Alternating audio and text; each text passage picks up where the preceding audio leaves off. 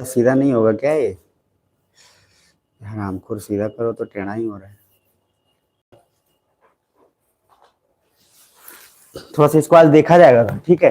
टेढ़ा आ रहा है बार बार, मजा नहीं आ रहा है। चलिए ठीक है, ठीक हो सब?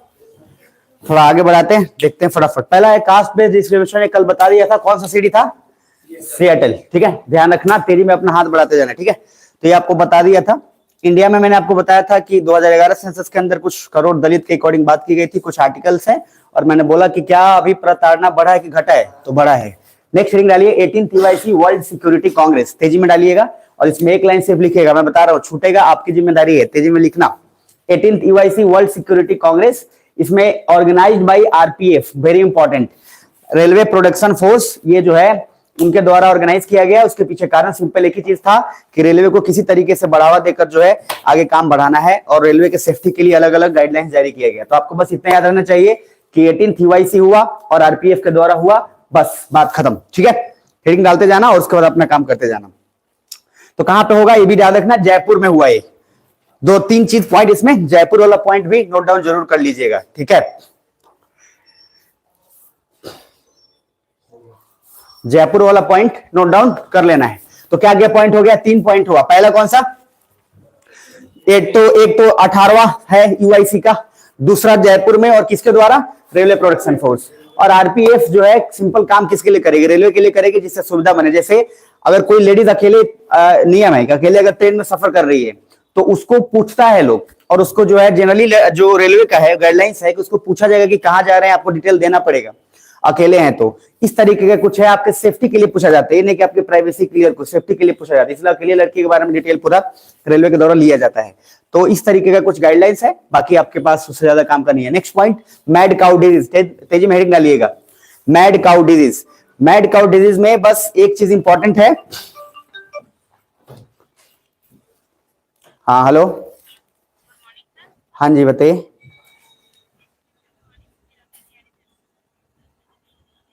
अरे अभी बाद में करिएगा, मैं क्लास में हूं, बाद में करिएगा। तो नेक्स्ट है मैड काउ डिजीज। इसमें सिंपल एक चीज याद रखिएगा कि ब्राजील ने जो है बीफ जानते हैं ना, तो बीफ जो है अलग अलग लेवल पे होता है। गाय का बोलो, चाहे भैंस का बोलो, चाहे बुफेलो का बोलो, जो भी बोलो, अलग अलग लेवल पे होता है। सुअर का भी होता है, और नेपाल वगैरह में सुअर का बहुत धूमधाम से बन के खाता है लोग, समझ में आ रहा है? मतलब बहुत, और उसको तो पूरा सुअर ही मतलब ऐसे पीस के खा जाता है। तो अलग अलग लेवल पे है। तो बीफ ब्राजील ने स्टॉप किया, क्योंकि वहां पे जो है, पहले चीज लिख लेना, क्योंकि ब्राजील बोला है कि हम बीफ जो है चाइना को एक्सपोर्ट नहीं करेंगे। और चाइना को क्यों? चाइना हर कुछ खा जाता है, चाइना कुछ ऐसा है ही नहीं जो बचा है उसके, समझ में आ रहा है? जो मैंने खा जाता है। तो बोला कि बेचारा हम नहीं भेज पाएंगे, क्योंकि वहां पे एक डिजीज हुआ है जो कि मैड काउ डिजीज है। तो बस इतना लिख लेना, ब्राजील। एक आइडिया होना चाहिए कि किसने एक्सपोर्ट को रोका है। तो एक्सपोर्ट को किसने रोका है? ब्राजील ने रोका है। और मैड काउ डिजीज का बहुत सारा सिम्टम्स है, वो आपको अगर याद रहे तो ठीक है, नहीं तो बहुत ज्यादा जरूरी नहीं है। उसमें एक पॉइंट बस लिख लीजिएगा, बाकी कोई दिक्कत नहीं है। ठीक है जी, चलिए लिखिएगा एक पॉइंट फटाफट। सबसे पहला ये वाला पॉइंट छाप लेना, a cow gets BSE by eating feed contaminated with parts that came from another cow that was sick with BSE. तो पॉइंट जो मैं बोल रहा हूं लिखिएगा, this disease can be transferred from animal to animal. मैंने एक और डिजीज आपको पढ़ाया था, याद होगा, जिसमें मैंने बोला था कि एनिमल टू ह्यूमन नहीं ट्रांसफर हो सकता है। कौन सा डिजीज था? मैंने पढ़ाया था कि ऐसा एक डिजीज, यही करंट अफेयर में ही पढ़ाया था कि एक ऐसा डिजीज था जो इंसान तक प्रभावित नहीं करेगा, लेकिन सिर्फ वो परेशान करेगा किसको? Animal to animal, lumpy skin disease. ठीक है, तो खैर आपकी मर्जी है। तो नेक्स्ट पॉइंट लिख लेना, cow gets this disease can be transfer from animal to animal. ठीक है, इतना याद रखना, बाकी इसमें काम का नहीं है, बाकी इसमें जितने सारे डिटेल्स हैं वो आपके काम का बिल्कुल नहीं है। नेक्स्ट हेडिंग डालिएगा, ये बहुत इंपॉर्टेंट है, Russia suspend New START, very important. इसी की वजह से यूक्रेन और इन सब के बीच जो हो रहा है, तो इसको कांड को थोड़ा सा डिटेलिंग में जाएंगे, क्योंकि रसिया और यूक्रेन पे आपको इंटरनेशनल रिलेशन में क्वेश्चन पूछेगा ही पूछेगा। जब तक लड़ाई हो रहा है तब तक पूछेगा, उसी तरह से इजराइल वाला पूछेगा। तो पूरा डिटेल का मुद्दा आपके पूरे पीडीएफ में दिया हुआ है, आप आराम से तैयार करके लिख सकते हो। मैं इसमें कुछ इंपॉर्टेंट पॉइंट बता दे रहा हूं ताकि आइडिया लग जाए। ठीक है, तो पहला है कि recently Russia announced to suspend its participation in the New START. अब न्यू स्टार्ट क्या है, इसको जान लेंगे आराम से। क्या सब सुन पा रहे हो? जोर से बोले, ऐसा ना। New START the last remaining major military agreement with the United States. तो एक बात तो पता चल गया होगा कि जो भी है स्टार्ट, ये किसके साथ टाई अप है? यूएसए के साथ। और ये क्यों टाई अप है, कैसे है, ये पूरा डिटेल में देख लेंगे, ठीक है। तो एक कारण ये भी माना जा रहा है कि रसिया यूक्रेन की लड़ाई में इसका भी एक बहुत बड़ा रोल है। क्या है देखते हैं। तो पहला चीज जो सबसे टॉर्च जला लो, एक बार टॉर्च जला लो, लिखवा देंगे, कोई दिक्कत नहीं, तो करवाना ही है।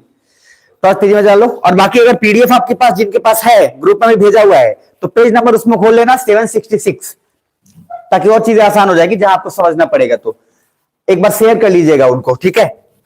ग्रुप में गया हुआ है 766, अगर उसमें नहीं मिल रहा है तो वापस एक बार ग्रुप में वापस से सेंड कर दीजिएगा, ठीक है। तो देखो अभी देखना है तो ठीक है, नहीं तो जो मैं बोल रहा हूं उसको लिखते जाओ। पहला पॉइंट सबसे फर्स्ट लिखो, एक जो चीज जो आपके लिए इंपॉर्टेंट है, स्टार्ट का पहला फुल फॉर्म लिख लो, क्योंकि ये पहले आपको परेशान करेगा। START, स्टार्ट, ठीक है। इसके सारे शब्द आपको क्लियर हो जाएंगे। तो अगर हम स्टार्ट की बात कर रहे हैं तो सारा का सारा आपका आ गया कैपिटल लेटर के अंदर। ST stand for strategic, strategic, ST क्या है? Strategic. A for arms, ARM, AMS, A for arms, हथियार, ठीक है जी, आर्म्स। R फॉर, अब उसमें रिडक्शन, आर्म्स फॉर रिडक्शन। शब्दों को देखो तोड़ के समझ लोगे, आसान हो जाएगा। हाँ वेरी गुड। और T फॉर ट्रीटी। तो इसमें ये बस एक नाम दे दिया गया है, लेकिन है ये आर्मामेंट और डिसआर्मामेंट ही सब जो पढ़ाया था, शस्त्रीकरण और निरस्त्रीकरण, जो भी बोल लो। तो लॉजिक क्या है? हथियारों की संख्या बढ़ाना, हथियारों की संख्या घटाना। तो ये जो स्टार्ट बना, ये दो लोगों के बीच में है। एक सबसे पहला स्टार्ट बना वो है यूएसए और रसिया। और याद रखो रसिया का पुराना नाम तो आपको पता ही है, तो यूएसएसआर। तो यूएसएसआर और रसिया के बीच में पहले ही इसमें कांड हुआ था ऑलरेडी, ठीक है। और बाद में चलकर फिर ये धीरे धीरे एक्सपेंड किया गया कि इस समय तक हम लोग जो है अपना न्यूक्लियर हथियार या अपना वो हथियार जो जिससे बहुत ज्यादा खतरा है, बहुत ज्यादा खतरनाक है, उस सब को हम लोग घटा देंगे। तो समझ में आ रहा है। और ये चीज आगे चलकर दो फेज में हुआ। तो एक स्टार्ट पुराना वाला था, फिर उसी बीच में एक आया न्यू स्टार्ट। और न्यू स्टार्ट में पहले स्टार्ट का फुल फॉर्म समझ में आ गया। तो क्या है? Strategic arms reduction treaty. Strategic तरीके से हथियारों की संख्या को घटाना बेसिकली क्या है? डिसआर्मामेंट है। और डिसआर्मामेंट का सिंपल लोगों ने अपना एक नाम इसलिए रख लिया क्योंकि एक ट्रीटी बना दो कंट्री के बीच में, बस। इंडिया ने, मैंने बोला इंडिया का स्टैंड हमेशा पूछा जाएगा आपसे यूक्रेन और रसिया की लड़ाई के बीच में। तो भैया इंडिया का स्टैंड अभी तक न्यूट्रल रहा है, ध्यान से समझ लीजिएगा। आगे आने वाले समय में जितना ज्यादा लड़ाई होगा इंडिया के लिए टफ होगा डिसीजन लेना, लेकिन फिलहाल अभी तक स्टैंड जो है न्यूट्रल रहा है। इसका मतलब कि उन्होंने कहीं ना कहीं न्यूट्रल रह के रसिया को सपोर्ट किया है। समझ में आ रहा है? न्यूट्रल रहना मतलब रसिया को सपोर्ट करना, क्योंकि रसिया जो है जब जितने सारे G20 मीटिंग था उसमें कोई भी नहीं है, व्लादिमीर पुतिन वगैरह नहीं आए थे, बल्कि उनके तरफ से कोई आया था। और उसका आधिपत्य करने के लिए जो है इंडिया ने कहीं ना कहीं बहुत तरीके से उनको सपोर्ट किया है। तो न्यूट्रल स्टैंड है। और बाकी आगे चलकर जब लड़ाई होगा तब देखा जाएगा क्या होगा, लेकिन उस समय इंडिया के लिए सबसे डेंजरस होगा कि उसका डिसीजन क्या हो सकता है, वो बड़ा इंपॉर्टेंट होगा। फिलहाल अभी तक न्यूट्रल रहा है। तो पहला ये हो गया। अब इसमें एक पॉइंट लिखिएगा, स्टार्टेड इन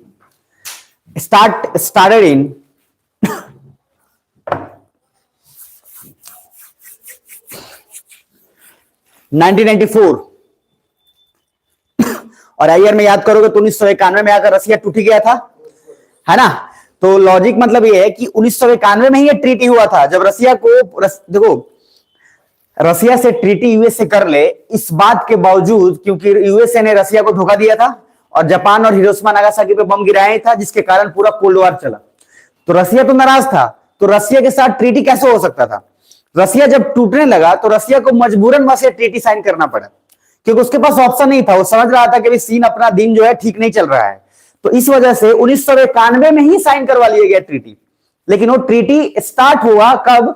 1994 में। मतलब ट्रीटी साइन हो चुका था कब? 91 तक कि सर डन, लेकिन उसको इंप्लीमेंट कब किया गया? 1994 में, 1994 में, क्योंकि उसके बाद रसिया बिल्कुल बैकफुट पे चला गया था ऑलरेडी। क्या सुन पा रहे हैं? तो ये ट्रीटी स्टार्ट पहले से, और इस ट्रीटी को ही स्टार्ट 1 बोला गया। मतलब ये जो है इस ट्रीटी को क्या बोला गया? स्टार्ट 1। तो लिख लीजिएगा, started in 1994 and this treaty is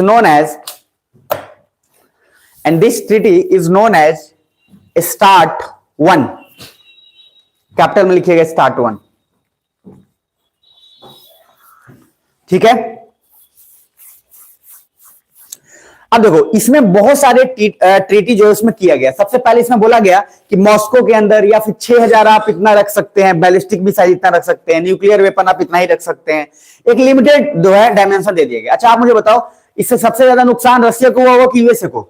Russia को, क्योंकि रशिया को आपने दबा के जो है बोल दिया बेटा इससे ज्यादा आप नहीं कर सकते। कुछ ऐसा बात हो गया कि आप आईएएस बन गए और आपका भाई आईएएस बनना चाहता है, तो आप उसको इस तरीके महाजाल में फंसा दिए कि वो आईएएस नहीं बन पा रहा है, या कुछ वैसे लोगों को आपने जाल में फंसा दिया कि नहीं बन पा रहे। तो क्योंकि यूएसए को सबसे ज्यादा टेंशन किसका था? रशिया का, क्योंकि रशिया पावरफुल था ही, और रशिया अब चूंकि कमजोर हो चुका था, तो यूएसए चाहता नहीं था कि वापस से रशिया फिर क्या हो, स्टैंड अप हो। तो इस वजह से इसने क्या दिमाग लगाया कि इस पे इतने सारे इंपोज कर दिए कि तुम ये कर सकते हो, तुम ये नहीं, तुम ये फलना नहीं खाना।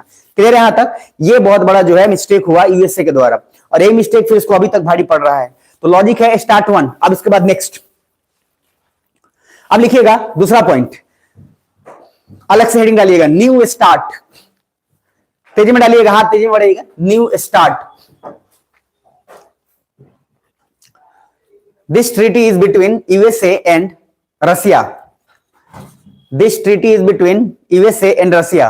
अगर आपसे कोई पूछे कि स्टार्ट वन जो था वो क्या स्टार्ट वन यूएसए और हम बोल सकते हैं यूएसएसआर के बीच में था, लेकिन जब हम स्टार्ट अभी जो बढ़ा रहे हैं न्यू स्टार्ट, वो किसके बीच में होगा? Russia and USA. तो कभी कभी दिमाग में रख लीजिएगा। तो न्यू स्टार्ट, दिस ट्रीटी क्या बोला? Between USA and Russia, and this was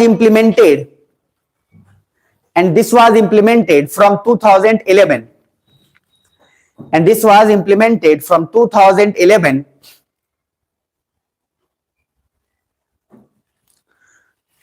in which nuclear weapons were restricted, in which nuclear weapons were restricted, in which nuclear weapons were restricted। हो गया। Next last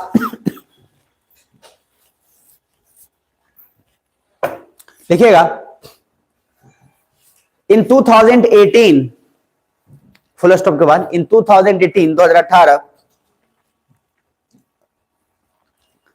this treaty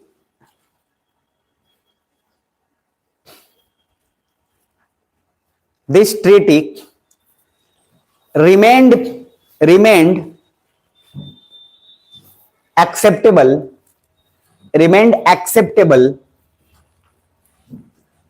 but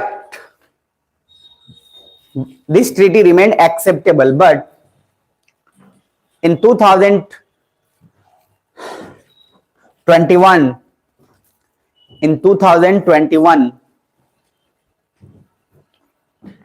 conflict started, and finally in 2022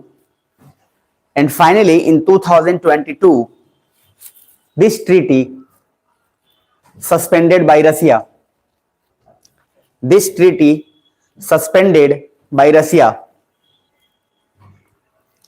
which led to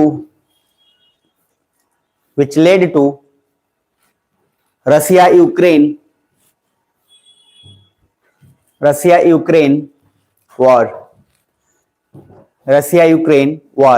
तो इस treaty का connection कैसे है? इधर देखो, USA जानबूझकर बोल रहा था रशिया को कि बेटा अगर तुम नहीं रोके वार, क्योंकि यूक्रेन का लगभग 60%, 54% हिस्सा जो है वो रशिया क्लेम कर चुका है कि वो मेरा है, बुझा रहा है, और यूक्रेन उसको बार बार रिक्लेम कर रहा है कि नहीं वो तेरा नहीं है, मेरा है। तो रशिया के कुछ एक दो सिटी पे यूक्रेन का कब्जा हुआ, और रशिया का पूरे यूक्रेन का 50% लगभग कब्जा हो गया। तो लॉजिक क्या है कि चूंकि यूएसए को पता था, और यूएसए जानते हो क्या, वो बिजनेस करेगा, तो यूएसए ने नाटो को भेजा बिजनेस करने के लिए कि हथियार दो, सब सहायता दो। मैंने बोला कि यूक्रेन को बर्बाद करने में जितना हाथ रशिया का नहीं, उससे ज्यादा हाथ यूएसए और नाटो का है, और यही गेम खेलता है। तो हथियार सप्लाई किया, सब देंगे, मारो तुम। यूक्रेन को चढ़ा बढ़ा दिया, नहीं होता है, चढ़ा बढ़ा के पीछे भाग जाना। शादी में भी चढ़ा बढ़ा देता है सब, शादी में चढ़ा बढ़ा देगा और खुद ही गायब हो जाएगा। अब ऐसा ही कांड हुआ, तो रसिया को यूएसए धमकाने लगा कि अगर तुमने ये नहीं किया, ऐसा कुछ करके अगर लड़ाई नहीं रोका, यूक्रेन को नहीं किया, एग्रीमेंट नहीं किया, ये फलाना ढिकाना, तो जो ट्रीटी हमारे बीच हुआ है वो ट्रीटी को हम खत्म कर देंगे। तो रसिया बोला तुम खत्म करोगे उससे पहले हम खत्म कर देंगे। और उसके पीछे कारण यह था क्योंकि उसी के आड़ में यूएस उस पर दबाव डाल रहा था कि इस ट्रीटी के तहत कुछ जो भी चीजें हैं इंटरनेशनली तुम पे बहुत सारा बैन लगेगा, तुमको ब्लैक लिस्टेड किया जाएगा। और इसी वजह से पूरा का पूरा रसिया के जो प्रेसिडेंट है व्लादिमीर अभी तक बाहर नहीं निकले हैं और उन्होंने कोई भी अभी तक ऑर्गेनाइजेशन मीटिंग जो है अटेंड नहीं किया है। वीडियो कॉन्फ्रेंसिंग के जरिए अलग किया है लेकिन वो इंटरनेशनल नहीं है, इसलिए ना G20 समिट में आए, ना इंडोनेशिया में बहुत सारा जो हुआ वहां पे भी नहीं आए। तो इसलिए एक तरह से यूएसए जानबूझकर साइकोलॉजिकली प्रेशर किस पे दबा रहा है, रसिया पे। और रसिया इस बात को भली भांति समझता है, इसलिए रसिया ने अपने हिसाब से अपना काम किया। तो अब मैं फिर बोल रहा हूं, ये न्यू स्टार्ट पॉलिसी जो वापस से फिर जो सस्पेंड किया गया, इसके पीछे कारण सिर्फ एक ही चीज का है कि रसिया जो है चाहता है कि यूक्रेन के पीछे, मतलब वो हटना ही नहीं चाहता है। और मैंने बोला कोई भी चीज का समाधान बात से होता है, लेकिन बात से अभी तक समाधान दिखने को हो नहीं रहा है। और यूएसए भी कुछ वैसा नहीं कर रहा है कि लगे कि बात से समाधान हो जाए, और यूएसए तो कभी बात से समाधान ही नहीं किया है। तो सर इसलिए हमको ध्यान में रखना चाहिए और यूक्रेन को थोड़ा ध्यान में रखना चाहिए कि जो आप जिसके दम पे आप जो है उड़ रहे हैं वो एक्चुअली है वो अपना प्रॉफिट ही साध रहा है, बाकी और कुछ नहीं कर रहा है। तो इसमें इंडिया का स्टैंड भी आ जाएगा। तो सर स्टार्ट पॉलिसी का फुल फॉर्म क्या है? Strategic arms reduction treaty. हथियारों की संख्या घटाना के बढ़ाना, घटाना। और जब यूएसए अगर इस तरह से उसको बार बार इंपोज करेगा कि तुम हथियार की संख्या नहीं बढ़ा सकते, क्योंकि हमने और तुमने क्या किया है, ट्रीटी साइन किया है जो नाम क्या है, स्टार्ट। रसिया बोला हमको लड़ाई करना और हथियार की संख्या हम अभी घटाएंगे, तो लड़ेंगे क्या यूक्रेन से? क्या बुझा रहा है? तो सर अगर हथियार हम अभी घटा देंगे और यूक्रेन हमको मार रहा है, और यूक्रेन क्यों मार रहा है? क्योंकि यूएसए उसको हथियार दे रहा है, और यूएसए पूरी तरीके से दे रहा है, एकदम खुलेआम नाटो के थ्रू।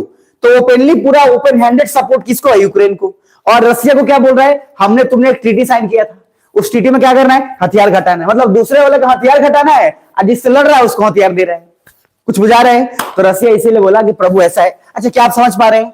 रसिया बोला हाथ जोड़ के कि प्रभु ऐसा है, ये पॉलिसी और ट्रीटी अपने पास रखो, हम निकल लिए। तो ये ट्रीटी का सस्पेंशन बड़ा असर करेगा रसिया और यूक्रेन के वार पे।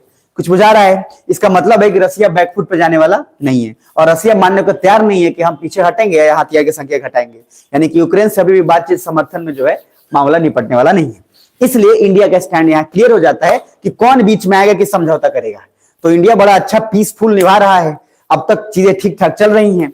इधर देखो, मैंने एक दिन पढ़ाया था आपको नॉर्ड स्ट्रीम पाइपलाइन, तो उसमें मैंने बोला था कि गैस का रसिया में भंडार है, और लगभग रसिया के गैस के सोर्सेस पूरे यूरोप में लगभग सप्लाई होते हैं। ध्यान से समझना। तो इंटरेस्टिंग बात क्या है, यूरोप वाला कह रहा है कि हम जो है तुम्हारा गैस नहीं लेंगे क्योंकि उससे तुमको प्रॉफिट हो रहा है, और नाटो उसको सपोर्ट कर रहा है। कुछ समझ में आ रहा है? ईमानदारी से बोलना, किसको तो समझ आ रहा है? तो लॉजिक क्या है कि जैसी बोला रसिया ने कि हम, यूरोप ने बोला कि हम तुमसे गैस नहीं लेंगे ताकि हमारा पैसा तुम्हारे पास जा रहा है, रसिया बोला मत लो। लेकिन सर ऐसा सिनेरियो है कि रसिया से गैस अगर नहीं लेगा, पूरा यूरोप त्राहिमाम करना शुरू कर दिया मात्र 6 महीने 1 साल के अंदर। अब इसलिए रसिया सोचा कि ये लोग हम पे बैन करें। अरे भैया, वार में इकोनॉमिकली प्रभावित करना बड़ा इंपॉर्टेंट है, आपके पास पैसे नहीं रहेगा क्या करोगे? तो रसिया ने अपना दिमाग निकाला और एशिया में इंडिया के थ्रू अपना गैस सप्लाई करना शुरू कर दिया, और लगभग अपने गैस का ठीक ठाक हिस्सा इंडिया के थ्रू एशिया में सप्लाई करवा दिया। यानी कि वहां से पैसा मिल गया उसको।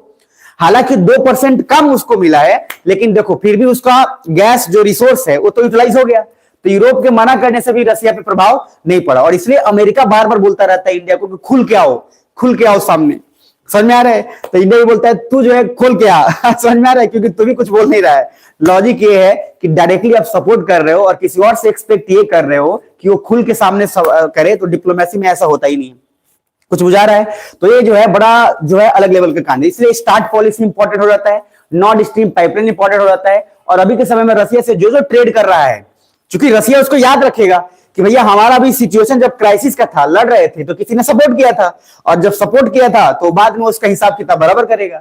तो इस वजह से चीजें जो है ये स्टार्ट पॉलिसी उसमें बड़ा रोल निभाएगी। समझ में आ रहा है? तो स्टार्ट से तो ये नॉर्ड स्ट्रीम पाइपलाइन, गैस का भंडार, ये सब कुछ इंटरकनेक्टेड है जो रसिया यूक्रेन को प्रभावित कर रहा है।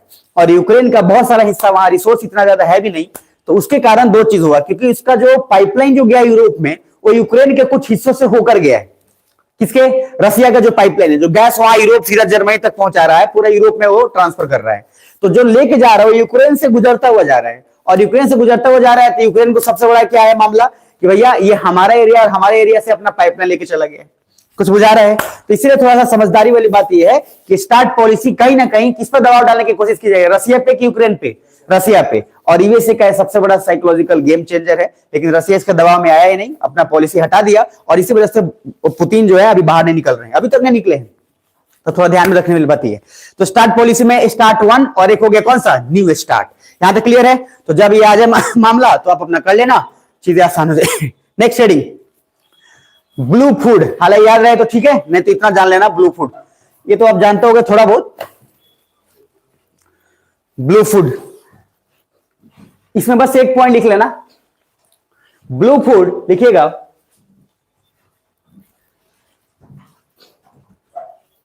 Source from aquatic. एक्वाटिक समझते हैं ना? तो ब्लू फूड पानी से ही मिलता है। तो blue food source from aquatic environment, aquatic environment which can reduce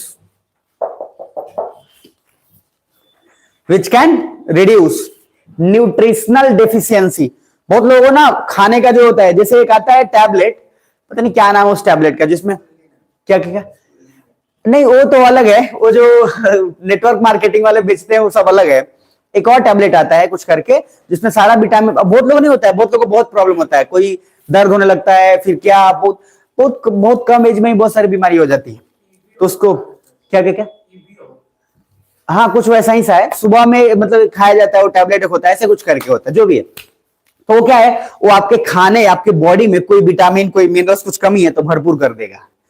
बहुत लोगों को टॉनिक भी दिया जाता है, ताकि जो विटामिन और कि देह में जान नहीं, इसको ऐसा हल्का ढकेल दिया तो 3 बार मतलब हो गया। बहुत लोग ऐसे नहीं होते, इसलिए जब हवा आता है तो हम बोल देते हैं कि थोड़ा ध्यान से बच के रहना तुम लोग, कि मतलब कहीं निकल ना लो। तो लॉजिक ये है, उसी तरीके का काम ये करता है। हालांकि नेटवर्क मार्केटिंग जो करते हैं लोग, जैसे वेस्टीज वगैरह बहुत सारा, सब तो फ्रॉडी बेसिस पे चलता है, लेकिन फिर भी चल रहा है धूमधाम से, सब कमा के निकल जाता है।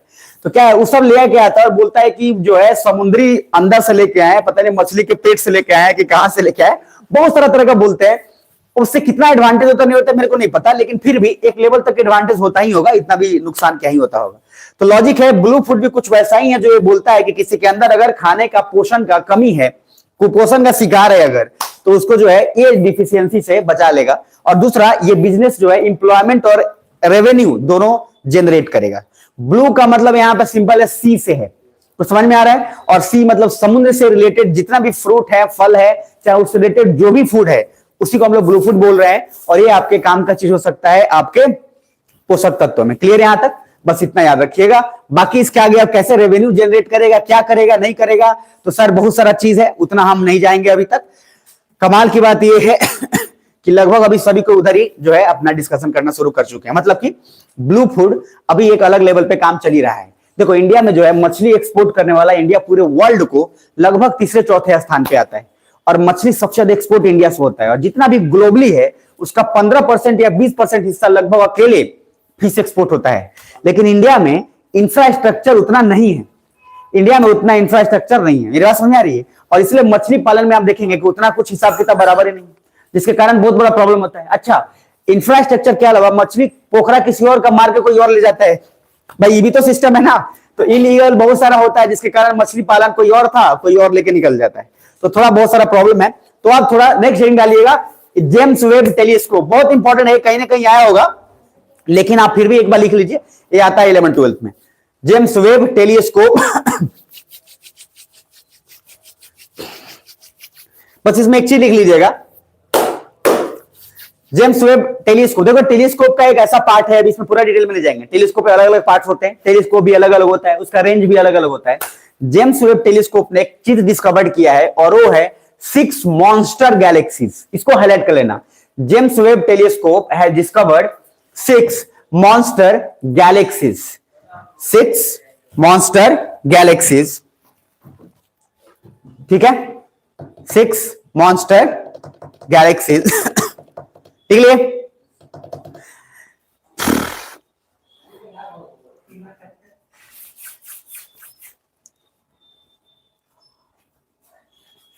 after the big bang big bang theory बड़ा पॉपुलर है हालांकि, ठीक है, अब मैं उसमें नहीं जाऊंगा। मैं देखो, मैं फिजिक्स का नाम आते थे ना, मेरे मन में मेरा जीभ लपलपाने लगता है, क्योंकि मैं रोकता नहीं हूं। दो तीन चीज के नाम पे रहे, जैसे सर बहुत सारा चीज है, मतलब लिखने पे आता है ना, जैसे कहानी लिखना है, कविता लिखना है, और उसके बाद ये फिजिक्स, तो इस तरीके का लगता है हम रुक ही नहीं पाएंगे। इसलिए जब एक बार उधर डूबेंगे तो कम से कम लगभग 15-20 दिन बाद ही निकलता है आदमी उधर से, इसलिए बच के रहना पड़ता है थोड़ा। तो थोड़ा ध्यान में रख लेना इतना ही कि बिग बैंग है, आपका काम इतना से हो जाएगा, ऐसा नहीं है आपका काम जरूरत पड़ेगा तो 20 दिन क्या, एक साल इसमें डूब जाएगा। After the Big Bang according to study, इतना लिख लेना, after the Big Bang according to study, मतलब बहुत समय के बाद एक तरीके से आइडिया लगाया है कि 6 मॉन्स्टर गैलेक्सी मिले। गैलेक्सी क्या होते हैं? तो गैलेक्सी आप जानते हैं क्या है? क्या स्टार्स का कलेक्शन, एक तरह से ग्रुप ऑफ स्टार्स। जैसे ग्रुप ऑफ कीज को क्या बंच जो बोलते हैं ना, वो bunch, group, bunch of keys का कुछ नाम देते हैं, फिर उसी तरह से अलग अलग ग्रुपिंग का, तो जो आप रखते थे जीके वगैरह में, तो उसी तरीके का यहाँ पे है, स्टार है, और बहुत सारा स्टार जब एक साथ जो है, एक साथ अपना क्लस्टर दिख जाता है तो क्या हो जाता है, तो गैलेक्सीज बोल देते हैं। तो बस उतना समझ लेना कि ये जो जेम्स वेब टेलीस्कोप ने इसको ऑब्जर्व किया है, बात खत्म। बाकी इसके डिटेल में भैया बहुत सारा मजेदार मजेदार चीज है, हम नहीं जाएंगे उधर। डॉपलर इफेक्ट वगैरह आप पढ़े होंगे, बहुत चीज है, उधर नहीं जाइएगा।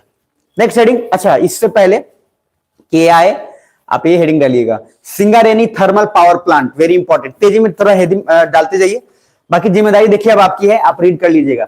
1 या 2 दिन क्लास करूंगा, उसके बाद से न्यू बैच का सिर्फ मैपिंग, पॉलिटी और इन्वायरमेंट जो चलेगा उसके साथ साथ आप अपना कोरिलेट करते चलिएगा। करंट अफेयर आपके हवाले, फिर जैसे ही 7-8 दिन बाद जो है वापस से जब देखूंगा एक रिदम पकड़ा गया उस बैच में, तब फिर करंट अफेयर में फिर जो है स्टार्ट कर दूंगा। तब तक आपका स्टैटिक वाला पोर्शन कवर कर लेना है। सुन पा रहे हैं आप लोग? तो अपना स्टैटिक जो है पूरा का पूरा environment, ecology, Indian geography, art and culture कम से कम उतना प्रभु करके रख लीजिए, ताकि काम जो है आसान रहे, और मैपिंग तो कर ही लीजिएगा। चलिए, तो सिंगरेनी थर्मल पावर प्लांट, सबसे पहला इन तेलंगाना लिख लो, इन तेलंगाना। एंड इसका सबसे बड़ा खासियत है first public in Telangana, and it is the first public sector दोनों हाईलाइट कर लेना जरूर, first public sector coal based power generating station.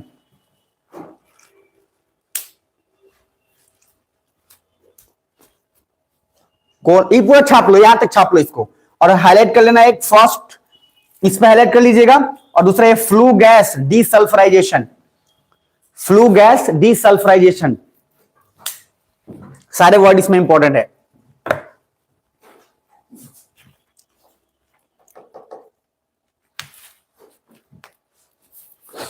इसका सबसे बड़ा खासियत है, मजेदार चीज है, कि इसका जो राख है, एक तरह से जो कोयला का जो राख, जो अवशेष जो बचेगा, उसको यूटिलाइज करके एनर्जी जनरेट कर लेंगे। 100% utilisation of the fly ash generated, the STPP has won the best fly ash utilization award twice already। तो इसका सबसे बड़ा खासियत क्या है कि सर एक तो कोयला इस्तेमाल कर ही रहे हैं, और उस कोयले से जो राख निकल रहा है, उस राख को भी एक तरीके से हम लोग इस तरीके से यूटिलाइज कर रहे हैं कि उसका एक कण भी वेस्ट नहीं हो रहा है। तो कहने का मतलब है, ये थर्मल पावर प्लांट का सबसे बड़ा, सिंगरेनी थर्मल पावर प्लांट का खासियत ये है कि it can utilise the 100% of the flying ash, जो कि उसके कारण काम हो जाएगा। क्लियर है?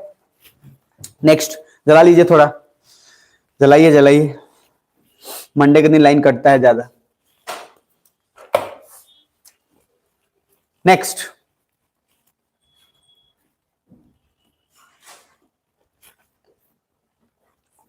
नेक्स्ट हेडिंग डालिएगा वर्ल्ड बैंक, वर्ल्ड बैंक, और ये भी आएगा next heading world bank.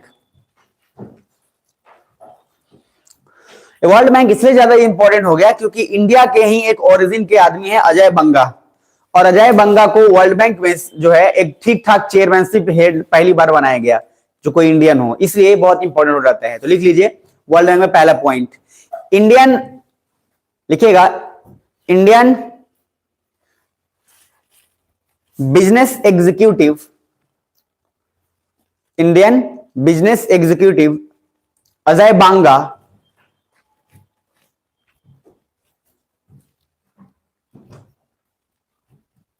was nominated by US President, Ajay Banga was nominated by US President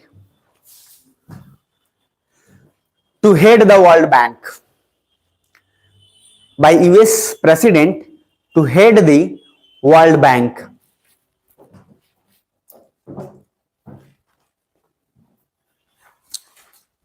And he will be the first Indian American. And he will be the first Indian American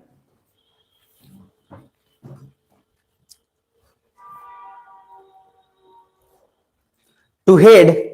He will be the first Indian American to head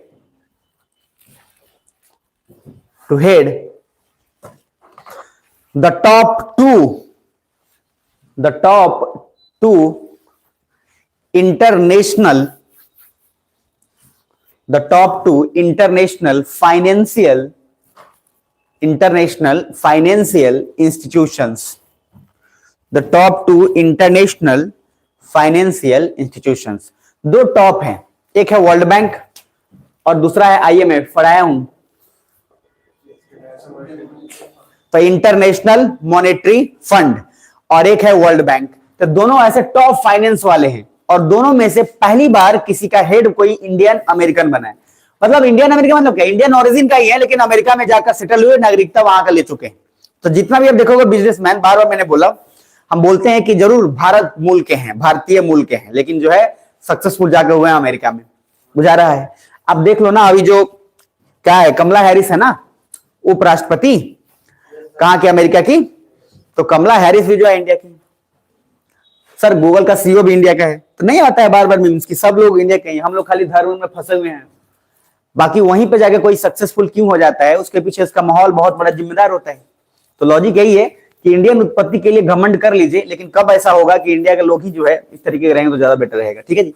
चलिए फिर भी तो news में आपका रहेगा. बात आते हैं वर्ल्ड बैंक का, तो कुछ डेटा लिख लो क्योंकि ईयर वर्ड इसका पूछ लेता है. तो लिखिएगा इट वाज क्रिएटेड इन 1944. 1944 में वर्ल्ड बैंक क्रिएट किया गया था. और 1944 में क्यों क्रिएट किया होगा मुझे बता सकते हो? IR से कनेक्ट करो. वर्ल्ड वॉर 2 चल ही रहा था, हालत खराब था, यूके का हालत ऐसे ही बर्बाद कर दिया था जर्मनी वाला मिलके, है ना. तो सर इस तरीके का कांड ऑलरेडी हो चुका था कि बैकफुट पे था, और तब एक वर्ल्ड बैंक जो है उसमें यूएसए ने अपना डाला और एक लोचा निकाल कर बोला कि अब पूरे दुनिया को हम जो है पैसा देंगे, स्पेशली यूके को. तो जो भी डेट है ना वो डेट एकदम कनेक्टेड है, इसलिए मैंने बोला IR से कनेक्ट कर लोगे ना तो चीजें एकदम आसान हो जाएंगी. 1944 हो गया, लिख लिए. हालांकि इसका पहले नाम IBRD बोला जाता था, जो कि बाद में उसका नाम चेंज करके जो है वर्ल्ड बैंक किया गया. कभी कभी पूछ लेता है, यूपीएससी में एक बार पूछा हुआ है प्रभु, तो लिखिएगा वर्ल्ड बैंक वाज, या earlier World Bank was known as IBRD. Full form याद रहे, ठीक है, नहीं तो IBRD याद रख लेना. Earlier World Bank was known as IBRD. ये IBRD क्यों है, इसके शब्द में ही सारा गेम है. International bank for reconstruction and development. और रिकंस्ट्रक्शन किसका हो रहा है, यूके का हो रहा है, क्योंकि यूके पूरी तरह से बैकफुट पे जा चुका है. वर्ल्ड वॉर 2 में जर्मनी इतना मार रहा था और हिटलर तो उस लेवल पे कांड किया हुआ था कि पूरा का पूरा माई बाप याद दिला दिया. मेरी बात समझ में आ रही है. और इसलिए इंटरेस्टिंग तरीके से मतलब अमेरिका को लग गया था कि अब यूके बर्बाद हो जाएगा, और इसलिए अमेरिका ने बोला, और चूंकि अमेरिका का बेटा ही एक तरह से है यूके ब्रिटेन, तो हाथ फैलाया कि दे दो नहीं तो हमारा कांड हो जाए तय. तो उस समय एक चीज हुआ था, मैंने आपको बताया था, पहला वर्ल्ड वॉर जब खत्म हुआ था तो सारा का सारा भरपाई किया गया था, लेकिन दूसरा वर्ल्ड वॉर तो समझदारी से ट्रीट ही हुआ, तो उसमें भरपाई तो नहीं किया गया उतना. तो सर भरपाई करना तो पड़ेगा, तो भरपाई कौन किया, तो अमेरिका ने पैसा देकर और फिर इंटरेस्ट वाइज काम शुरू किया. क्योंकि जर्मनी भाई जो गलती ऑलरेडी पहला हो चुका है, फिर गलती होगा तो क्यों फिर तीसरा वर्ल्ड वॉर होना. तो तीसरा वर्ल्ड वॉर ना हो उसके चलते उतना इंपोज नहीं किया गया सैंक्शन जर्मनी पे, जापान पे, चाहे और लोगों पे. कुछ बुझा रहा है. और इसी के जस्ट कुछ समय बाद बम गिरा दिया हिरोशिमा और किस पे, नागासाकी पे. तो अमेरिका चूंकि लेवल पे समझ चुका था कि क्या है क्या नहीं है, तो चीजें तो उस तरह से बदलने लगी थी. तो थोड़ा ध्यान में रख लीजिएगा. बाकी IBRD नाम याद रखिएगा. हाँ एक लिख लीजिए, it has 189 member. India is also member of world bank.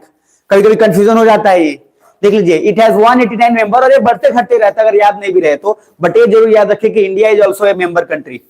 तो क्या वर्ल्ड बैंक का सदस्य है भारत, तो बिल्कुल है. तो विश्व बैंक का सदस्य जो है इंडिया है. अब बहुत सारा वर्ल्ड बैंक रिपोर्ट भी तो सौंपता है ना, बहुत सारे रिपोर्ट्स आते हैं, हैप्पीनेस इंडेक्स हो गया, कोई और इंडेक्स, तो अलग अलग डिपार्टमेंट उसको क्या करता है, जाहिर करता है. जैसे आप लोग के इंडिया में आता, तो इंडिया में क्या है, बजट अलग अलग रिपोर्ट देता है, इकोनॉमिक सर्वे अलग अलग रिपोर्ट देता है, फिर अलग अलग डिपार्टमेंट अलग अलग रिपोर्ट देता है। सिमिलरली वर्ल्ड बैंक में रिपोर्ट देता है। एक रिपोर्ट बड़ा पॉपुलर था जो कि बाद में बंद कर दिया, ईज ऑफ डूइंग बिजनेस। ये वर्ल्ड बैंक निकालता था कि बिजनेस करना सबसे आसान किस देश में है, तो उसका एक रैंकिंग निकालता था, वो बाद में पब्लिश करना बंद कर दिया गया।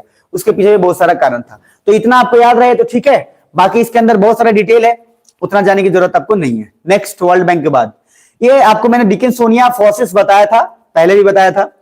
इसमें आपको एक चीज जो सबसे ज्यादा जरूरी है और वो है ट्रेंड्स इन मैटरनल मोर्टेलिटी। ये लिखिए, ट्रेंड्स इन मैटरनल मोर्टेलिटी। अच्छा, आप लोग ये सब जानते ही होंगे ना, जैसे जेंडर इक्वालिटी और ये सब की बात करते हैं, फिर बर्थ वाले पे बात करते हैं कि 1000 बच्चे पे कितने बच्चे डेथ रेट, बर्थ रेट, ये सब जानते होंगे आप लोग, ठीक है। हाँ, बहुत सारा है, तो इनफैक्ट मोर्टेलिटी रेट, ये फला देगा ना, तो ये सब जान के रख लीजिएगा। ये सब बहुत बेसिक्स है, वो आता रहता है, हाँ, कि कितने पे कितने हैं, ये सारा कुछ। तो एक डेटा है, ये बहुत इंपॉर्टेंट है, और एक ट्रेंड्स इसलिए है क्योंकि यूएन ने एक बड़ा बड़ा बात बोला है। बस थोड़ा थोड़ा मेन मेन थीम बताते जाएंगे, बाकी आप पढ़ते जाना। पहला, जहां जरूरी लगेगा वहां पे करवाएंगे। देखो, एक रेशियो के अनुसार ये बताया गया कि महिलाएं जो माता हैं और वो लोग जो है बच्चों को जन्म देने के बाद उनका डेथ बहुत ज्यादा हो जा रहा है। बच्चे को दो सिचुएशन हो रहा है। चाइल्ड का बर्थ होने के बाद मदर का डेथ होना स्वाभाविक हो जा रहा है, और ये बहुत ज्यादा बढ़ गया है अचानक से। हमने बहुत सारे पॉलिसी निकाला घटाने के लिए, लेकिन फिर भी बढ़ा है। तो लॉजिक है, इवन एक बात बोला कि sir, new report trends in maternal mortality of the estimated 2,87,000 maternal death recorded in 2020, 70% टूक प्लेस इन सब सहारन अफ्रीका। तो अफ्रीका में क्यों? क्योंकि अफ्रीका का कंडीशन आपको पता है, वहां पे और ज्यादा बुरा हालत है। तो सर, ये बताया गया कि मैटरनल मोर्टेलिटी रेट क्या होता है, तो डेथ पर लाख लाइव बर्थ, 1000 नहीं है, डेथ पर लाख लाइव बर्थ, मतलब लाख जो जिंदा हुए उसमें से कितने मरे। तो मतलब एक मां जो अपने बच्चों को जन्म देने के बाद जो मर गई, उसका लाख के अकॉर्डिंग ही जाता है। तो पहला पॉइंट लिख लो, मैटरनल मोर्टेलिटी रेशियो लिखिएगा, डेथ पर लाख लाइव बर्थ। क्योंकि जानते हैं अधिकतर जो इस तरह का इन्फेंट मोर्टेलिटी रेट आता है उसमें 1000 होता है कि 1000 पे कितनी महिलाएं, फिर 1000 बच्चे पे कितने मरे, और ये पहला ऐसा डेथ मोर्टेलिटी रेट जिसमें लाख पे बोला जा रहा है। तो थोड़ा इसलिए इसको दिमाग में रख लेना है कि आपका काम याद रहे। और सर, ये जो है सोचो, dangerous high of 545, many times greater than the world average of 223। तो डेथ जो है मोर्टेलिटी रेट काफी बड़ा है। कुछ कुछ एरिया जिसका आपको दिमाग में जरूर रखना चाहिए। तो ज्यादातर अफ्रीका में हुआ है ना। और अफ्रीका की बात करें तो मैं थोड़ा कंट्री का नाम दिखा रहा हूं, और देखता हूं कि आपके दिमाग में है कि नहीं है। तो जरा देखिए, 2020 में 70% maternal death were in the sub Saharan Africa, 70% death वहां पे हुआ। कंडीशन अफ्रीका का पता है। आगे उसमें से कुछ कंट्रीज थे जो कि सबसे ज्यादा प्रभावित किया, उसमें था 714 मिडिल अफ्रीका में और ईस्टर्न अफ्रीका में। On the country level with south Sudan 1223, south Sudan पढ़ाया था ना कल। उसके बाद चैड 1063, नाइजीरिया 1047, और ग्रेटर देन 1000, ये सब कुछ। Approximately maternal death in Nigeria accounted for over A quarter, 28.5%। Overall कहने का मतलब क्या है, जो सबसे इंपॉर्टेंट बात कहें तो अफ्रीका में सबसे ज्यादा चीजें बढ़ी हैं, लेकिन कुछ जगह पे घटा है, जैसे न्यूजीलैंड, ऑस्ट्रेलिया। तो यहाँ पे फ्रॉम 2000 to 2020 डिक्लाइन देवे सब सारा अफ्रीका, नॉर्थ अफ्रीका, ओशियनिया, ठीक है, न्यूजीलैंड और जो अभी चीज है वेस्टर्न एशिया एक्सटेंट। इस तरह का कहने का मतलब क्या है, कुछ कुछ जगहों को छोड़ दें, बाकी हर जगह पे इसका ट्रेंड जो है बड़ा है। तो कंट्री का नाम कुछ लिख लीजिए, अगर अफ्रीका याद रहे तो अफ्रीका में एक चैड लिख लीजिए, एक नाइजीरिया लिख लीजिए। अब आप चूंकि पढ़े हुए हैं तो काम आसान हो जाएगा, इसलिए करंट अफेयर मैंने बोला आसान हो जाती है चीजें जब आप पढ़े रहते हैं। नहीं पढ़े रहते अभी तो अभी पहला क्वेश्चन मैं बार बार बोलता हूं, सबको यही आता कि चैड किधर है पहले ये बताओ, नाइजीरिया किधर है पहले ये बताओ, और पढ़ने में मजा ही नहीं आएगा। तो इसलिए जो है जितना स्टैटिक बताता हूं उतना करके रखिएगा। अब बाकी देखो, इसके बहुत सारे कारण हैं, ठीक है। कारण में आप कुछ भी लिख दो। एक तो क्लाइमेटिक रीजन भी है, दूसरा जो आपका हॉस्पिटैलिटी का सेक्टर, जैसे इंडिया का और हालत बुरा है, इंडिया में ठीक ठाक कंडीशन नहीं है। What are the findings related to India? तो इंडिया में जरा देख लो, India recorded the second highest number of maternal death in 2020, coming second at 24,000 to only Nigeria. दूसरे नंबर पे अपन है, तो अपन भी बहुत आगे नहीं है, और ये दर्शाता है कि इनसेंसिटिव लोग भी बहुत ज्यादा हैं। दूसरा point, however there has been an overall reduction of इतना percent in India between 2000 and 2020। ये भले बोला गया कि हमारा उतना से लेकर इतना में घटा है, लेकिन एक्चुअली में हम लोग ठीक ठाक लेवल पे यहाँ पर डेथ जो है हो रहा है। आगे 2020 में India MMR stood at 103, vast improvement from इतना, ये सब बोला गया है लेकिन झूठ है। In comparison other developing countries like Argentina, Bhutan, उसके बाद Kyrgyzstan and Philippines have perform better than India. तो हम लोग से ज्यादा बेटर ये लोग परफॉर्म किया है। तो इंडिया का भी कुछ खास जो है सिलसिला इसमें नहीं है। समझ पा रहे हैं? तो थोड़ा ध्यान में रखिएगा। भारत में आखिर इसके चलते अलग अलग पॉलिसी भी लिया हुआ है, अलग अलग चीजें भी बताई गई हैं, लेकिन उसके बावजूद भी बहुत ज्यादा फायदा नहीं है। तो बस इतना आप याद रखिएगा कि डेथ जो है बढ़ा है कि घटा है? बढ़ा है। और इंटरेस्टिंग बात जानते हैं ये है कि कभी कभी ऐसा सिनेरियो आ जाता है कि डॉक्टर नहीं बोलता है कि बच्चों को या तो बचा पाएंगे, फिल्मों में बहुत ज्यादा होता है, या फिर बताइए उस समय क्वेश्चन पूछा जाता है और हंस के जो बैंड बजाने वाले हैं, हंस बैंड, उनसे पूछा जाता है कि क्या करना है बताइए, बच्चा चाहिए कि, तो कुछ हरामखोर होते हैं जो बच्चे की तरफ चले जाते हैं। जो आदमी जो लाइफ आपके लिए पूरा जीवन भर दे रहा है, कोई कैसे उसको दे सकता है? उतना इनसेंसिटिव मतलब कैसे हो गया पता नहीं, लेकिन चलिए ठीक है, हरामखोर की कमी थोड़ी ना है। नेक्स्ट है हायर पेंशन अंडर ईपीएस, ये जरूर लिखिए, इस पे भी आएगा। राहुल गांधी इसको लेकर बहुत ज्यादा सेंसिटिव है और राहुल गांधी बार बार बोल रहे हैं कि हम जो आएंगे तो ये पेंशन देंगे, वो देंगे, बहुत सारा चीज बोल रहे हैं। तो थोड़ा समझ लो, फिर मामला आसान हो जाएगा। चूंकि सरकारी डिपार्टमेंट बहुत सारे लोग डीए, एफडी, सीडी, पीडी सुनते रहते हैं, तो थोड़ा देख लोगे तो काम आसान हो जाएगा। ईपीएफओ का फुल फॉर्म बहुत बार आता है, ईपीएफओ का एग्जाम भी होता है। तो इंप्लॉय प्रोविडेंट फंड ऑर्गेनाइजेशन, और बहुत लोग नहीं बोलता है पीएफ का पैसा, पीएफ का पैसा निकालने जाना है। तो पीएफ का पैसा बहुत लोग निकाल कर जो है काम करता है। तो पीएफ का पैसा क्या होता है? आपकी सैलरी में से ही कुछ पैसा उसमें से कटता जाता है और कटता जाता है, और उसमें कुछ कंपनी का पैसा उसमें मिलता जाता है। जैसे आपकी सैलरी 20,000 है, उस 20,000 में से आपको मान लो 1,000 सैलरी आपका पीएफ में जमा होता गया और कंपनी की तरफ से भी 1,000 होता गया, मतलब 50-50% होता गया जमा। समझ में आ रहा है? आप ही का पैसा था, कंपनी ने भी जमा किया, और एक समय के बाद आप निकाल सकते हैं, जितना मन चाहे वैसा निकाल सकते हैं, जितना जमा है। तो कुछ वैसा ही है, बस अभी के लिए समझिएगा ये कि सर दो स्कीम आया। Employee Provident has issued guidelines to allow a section of its older member to opt for higher pension under the Employee Pension Scheme as per 4 November 2022 judgement of the Supreme Court. तो इसमें एक point खाली लिख लीजिए जो सबसे important, लिखिएगा after the judgement of Supreme Court. मैं जो बोल रहा हूं लिख लीजिए खाली, बाकी ज्यादा मत लिखिएगा। After the judgement of Supreme Court, new pension scheme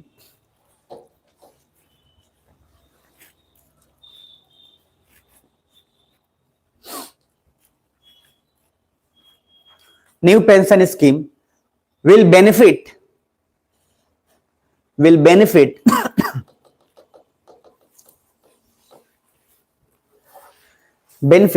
employees, especially whose salary is greater than 15,000, benefit the employees especially whose salary, जिसका सैलरी लगभग 15,000 से क्या कम की ज्यादा, whose salary is greater than 15,000, whose salary is greater than 15,000। ठीक है।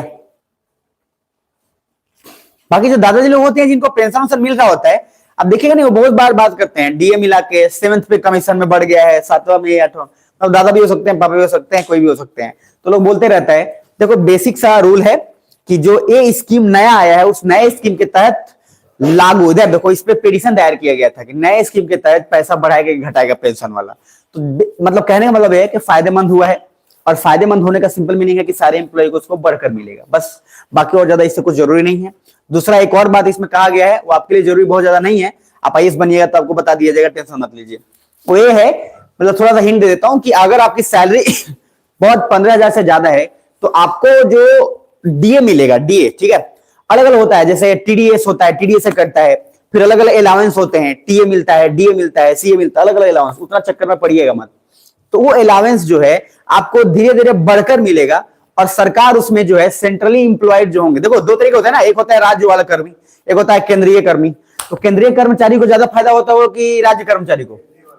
तो केंद्रीय और राज्य में सबसे बड़ा डिफरेंस क्या है कि कोई भी चीज जो केंद्र में इंप्लीमेंट हुआ है वो सबसे पहले किसको मिलेगा? जो केंद्र का कर्मचारी है, और राज्य कर्मचारी को उसके बाद ही मिलेगा, जब तक कि केंद्र वाले को वहां से फॉलो नहीं होता है। ध्यान से समझना। इसलिए जब केंद्र में कोई चीज लागू हो जाता है तो लगभग सब राज्य सुरक्षित हो जाता है कि अब हमारे यहां भी लागू हो जाएगा। इसलिए राज्य कर्मी बड़े खुश होते हैं जब केंद्र में कोई नया चीज आता है, जैसे कि पोस्ट ऑफिस। पोस्ट ऑफिस जानते हैं, पोस्ट ऑफिस सेंट्रली ऑथराइज है और पोस्ट ऑफिस गांव गांव तक फैला हुआ है। लेकिन आप सोच के देखो, पोस्ट ऑफिस गांव गांव तक फैला हुआ, उसके बावजूद भी पोस्ट ऑफिस से पैसा, पोस्ट ऑफिस का एटीएम भी आता है, पोस्ट ऑफिस का अकाउंट भी है, पोस्ट ऑफिस से आप पैसा निकाल सकते हैं, जमा कर सकते हैं, सारा कुछ, लेकिन उतना पॉपुलराइज नहीं कर पाया।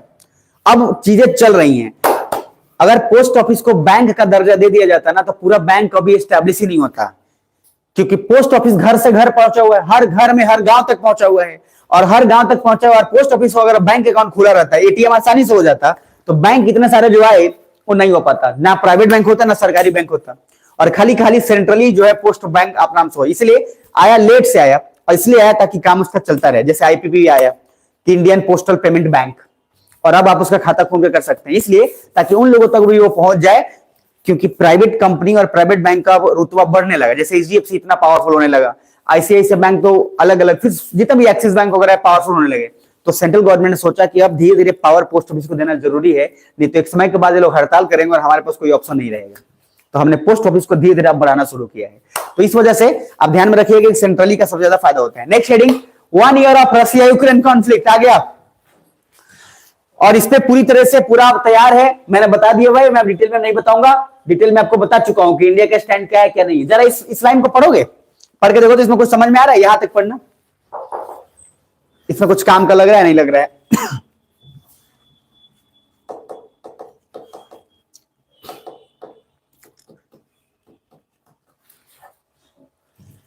रसिया withdrawal from New START treaty, अभी थोड़ी देर पहले पढ़ाया ना, उसके कारण इसका सबसे बड़ा रीजन है। तो बहुत लोगों को लग रहा था कि रसिया यूक्रेन का लड़ाई जो है थोड़ा दिन तक चलेगा फिर शांत हो जाएगा, लेकिन क्या ऐसा हुआ? नहीं। तो लंबा खींच गया लड़ाई, और लंबा खींचने के पीछे कारण भी न्यू स्टार्ट करा। अब मुझे बताइए, न्यू स्टार्ट अगर नहीं बताता तो यहाँ पे फिर समझा नहीं आता, फिर यहां मुझे बताना होता। अब न्यू स्टार्ट आपको पता है तो काम आसान हो गया। कुछ बुझा रहा है? स्टार्ट का फुल फॉर्म क्या था? Strategic arms reduction treaty. अगर समझ के याद रखोगे तो रट्टा मारने का 2 तरीका होता है, एक बिना समझे रट्टा मार लिए, new strategy new strategy new strategy, एक हो गया। दूसरा समझ गए कि क्या बोल रहा है तब रट्टा मार लिए, हो गए। तो अलग अलग समझ में आने का है। बाकी इसके अलावा देखो इधर 54% of the territory captured by Russia जो है रिक्लेम्ड बाय यूक्रेन। तो सर ये जो पूरा लगभग बहुत सारा हिस्सा है वो रसिया ने क्लेम करके रखा हुआ है। बाकी इसके अलावा देखो जितनी सारी बातें लिखी है सब आपको बताया हुआ है। नाटो दिख रहा है, नाटो, तो नाटो जो है North Atlantic Treaty Organisation, North Atlantic इसके नाम पे, अटलांटिक ओशन, अटलांटिक ओशन का शेप क्या था? एस। तो नॉर्थ अटलांटिक ट्रीटी ऑर्गेनाइजेशन ने जो है अलग लेवल पे बढ़ावा दिया। मैंने बोला हुआ है risk of direct confrontation between Russia and North Atlantic Treaty Organisations, both nuclear powers are also on the rise of the war is extended. तो मैंने क्या बोला, नाटो खुद बीच में डायरेक्टली आ गया, यूक्रेन को सपोर्ट खुलेआम करने लग गया। तो ये धीरे धीरे चीजें जो है बढ़ती चली गई। बाकी इंडिया का यूक्रेन का क्या क्या हिस्सा है वो आप देख लेना, इसमें शहर का नाम याद रहे तो ठीक है, नहीं तो कोई बात नहीं। तो बस इतना आपको दिमाग में रख लेना है। अच्छा, इसमें एक पॉइंट लिखा देखो, the US is Ukrainian biggest aid provider. तो एड मतलब क्या होता है? हेल्प। तो सर यूएस जो है डायरेक्टली कर रहा है, और इसलिए कर रहा है उसके पीछे कारण ही है, it has placed military and financial assistant worth over $70 billion. 70 billion US dollar जो है लगभग खर्च कर चुका है यूक्रेन पे। कौन? अमेरिका। उसको हथियार देने में, उसको फुल प्रोवाइड करने में और सारा कुछ। तो ये आप देख सकते हैं कि इनडायरेक्टली लड़ाई किसके बीच में हो रहा है? रसिया और यूएसए। बाकी यूक्रेन उसमें मोहरा बन रहा है, और ऐसा ही होता रहा है कोल्ड वॉर का सिनेरियो। तो कुछ वैसा आप दिमाग रख लेना। बाकी इस पे पूरा डिटेल तैयार कर लेना, क्योंकि इंटरनेशनल रिलेशन का एक क्वेश्चन तय है, रसिया और कॉन्फ्लिक्ट, उसमें इंडिया का स्टैंड क्या है, चीजें आपको उतना लिख लेना है, बात खत्म। नेक्स्ट हेडिंग, ये बहुत इंपॉर्टेंट है, 60% of voter link Aadhaar to voter ID. 60% voter लोग जो है अपने आधार को वोटर आईडी से कनेक्ट कर लिए हैं, लिंक कर लिए हैं। तो बहुत खुशखबरी की बात है, ठीक है। 60%। और एक किसके द्वारा है? कोई हवा पानी के द्वारा, बल्कि खुद इलेक्शन कमीशन ऑफ इंडिया ने बोला है कि 60% of India's 94.5 crore voters have linked their Aadhaar number to their voter ID. पहले वोटर आईडी कार्ड का बड़ा वैल्यू होता था, बुझा रहा है? वोटर आईडी कार्ड पे राशन पानी मिलता था, तो एक आदमी 4 को वोटर आई कार्ड, 20 को वोटर आई कार्ड बना के रख लेता था, और वोटर आई कार्ड मात्र 20 रुपया 50 रुपया में जिधर का चाहो जहां का चाहो वहां का बन जाता था, बुझा रहा है? यानी कि एक आदमी फरीदाबाद का भी वोटर आईडी लेके रखा है, अपने गांव का भी लेके रखा हुआ, अपने शहर का भी लेके रखा हुआ। अब बनवा के देखे माई का लाल, अब नहीं हो सकता है। इसके पीछे कारण क्या है, अब आधार से लिंक हो गया है। तो वैल्यू आप मुझे बताइए, वोटर आई कार्ड का ज्यादा है कि आधार का? आधार का। और नाम ही है आधार, जिसके आधार पे ही सारा कुछ होगा। तो अब आधार से जैसे लिंक हुआ, तो आधार से क्या कर पाएगा, उसमें आपका आंखों लिंक है, आपका पूरा भाई, आपका पूरा रेटिना स्कैन है, फिंगरप्रिंट स्कैन है, जाओगे कहां? अगर आप चाहते हो कि आधार के स्कैन को धोखा दे दे, तो एक ही तरीका है, पूरा का पूरा प्लास्टिक सर्जरी करवा लो और दूसरे का बंदर उंदर का आंख लगवा लो। मतलब यही पॉसिबिलिटी है, बाकी क्या ही है। मतलब एक तरह से पूरा जेनेटिक आपका पूरा का पूरा डिटेल जो है उसमें चला गया है, और आप उसमें से बच ही नहीं सकते हैं। तो आधार का रिस्क पे सबसे बड़ा प्रॉब्लम ये उठ जाता है, बार बार लोग प्राइवेसी को लेकर बोलता रहता है, तो प्राइवेसी को खतरा है, प्राइवेसी को खतरा है। तो एक मुद्दा उठता ही रहता है, उठेगा भी, लेकिन याद रखिएगा कुछ राज्यों का जिक्र कर लेने हैं। तो कितने परसेंट वोटर लिंक कर चुके हैं? 60%। कुछ राज्य, जिसमें त्रिपुरा सबसे ज्यादा है, लिख लीजिएगा, Tripura has the highest rate of Aadhaar linking with 92% of voter in the state अपने आधार को लिंक कर चुके हैं। तो त्रिपुरा के 92% जो लोग हैं जो वोट देते हैं, उन्होंने अपने आधार को लिंक कर लिया है। पैन से कि वोटर आई कार्ड से? वोटर आई कार्ड से। ठीक है,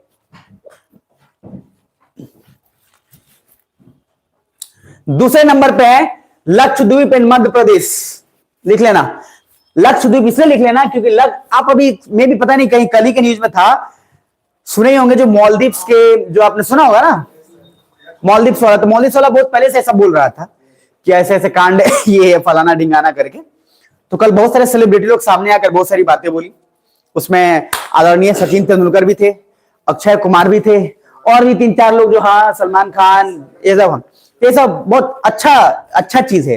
तो उन्होंने जो है आईना दिखा दिया, उसके बाद उधर से रिप्लाई आ गया कि प्रभु ऐसा है, हम लोग का ऐसा नियत नहीं था बोलने का, क्योंकि सर सारे का सारा सेलिब्रिटी मिलेगा आपको मालदीव्स में, हर बार वेकेशन में मिलेगा।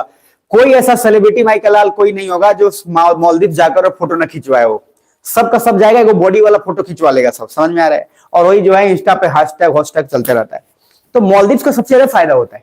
तो सर इसलिए इंडिया ने बोला कि बेटा ऐसा है, लक्षद्वीप उससे बेहतर हो गया है, तो अब ना हम तुमको सलाम करते हैं और दो अपना रास्ता। तो एक कारण चला जो कि अच्छा लगा कि एकदम क्विकली रिप्लाई आया, और इसलिए मोदी जी का बहुत अच्छा एक ट्रेंड है। ये देखिएगा ना, तो सेलिब्रिटी मीटिंग भी करते रहते हैं, देखते हैं इस सेलिब्रिटी लोग का एक मीटिंग रखिए लेते हैं, साल में नहीं 6 महीने में सही एक बार बुला लेते हैं सारा लोग को, आइए सारा खान पान सारा लोग बुला लेते हैं, मीटिंग हो जाता है। वो एक बहुत अच्छा लीडरशिप क्वालिटी है वो, क्योंकि भैया उनके थ्रू बहुत सारी चीजें आ रही है, बहुत सारी चीजें जा रही हैं।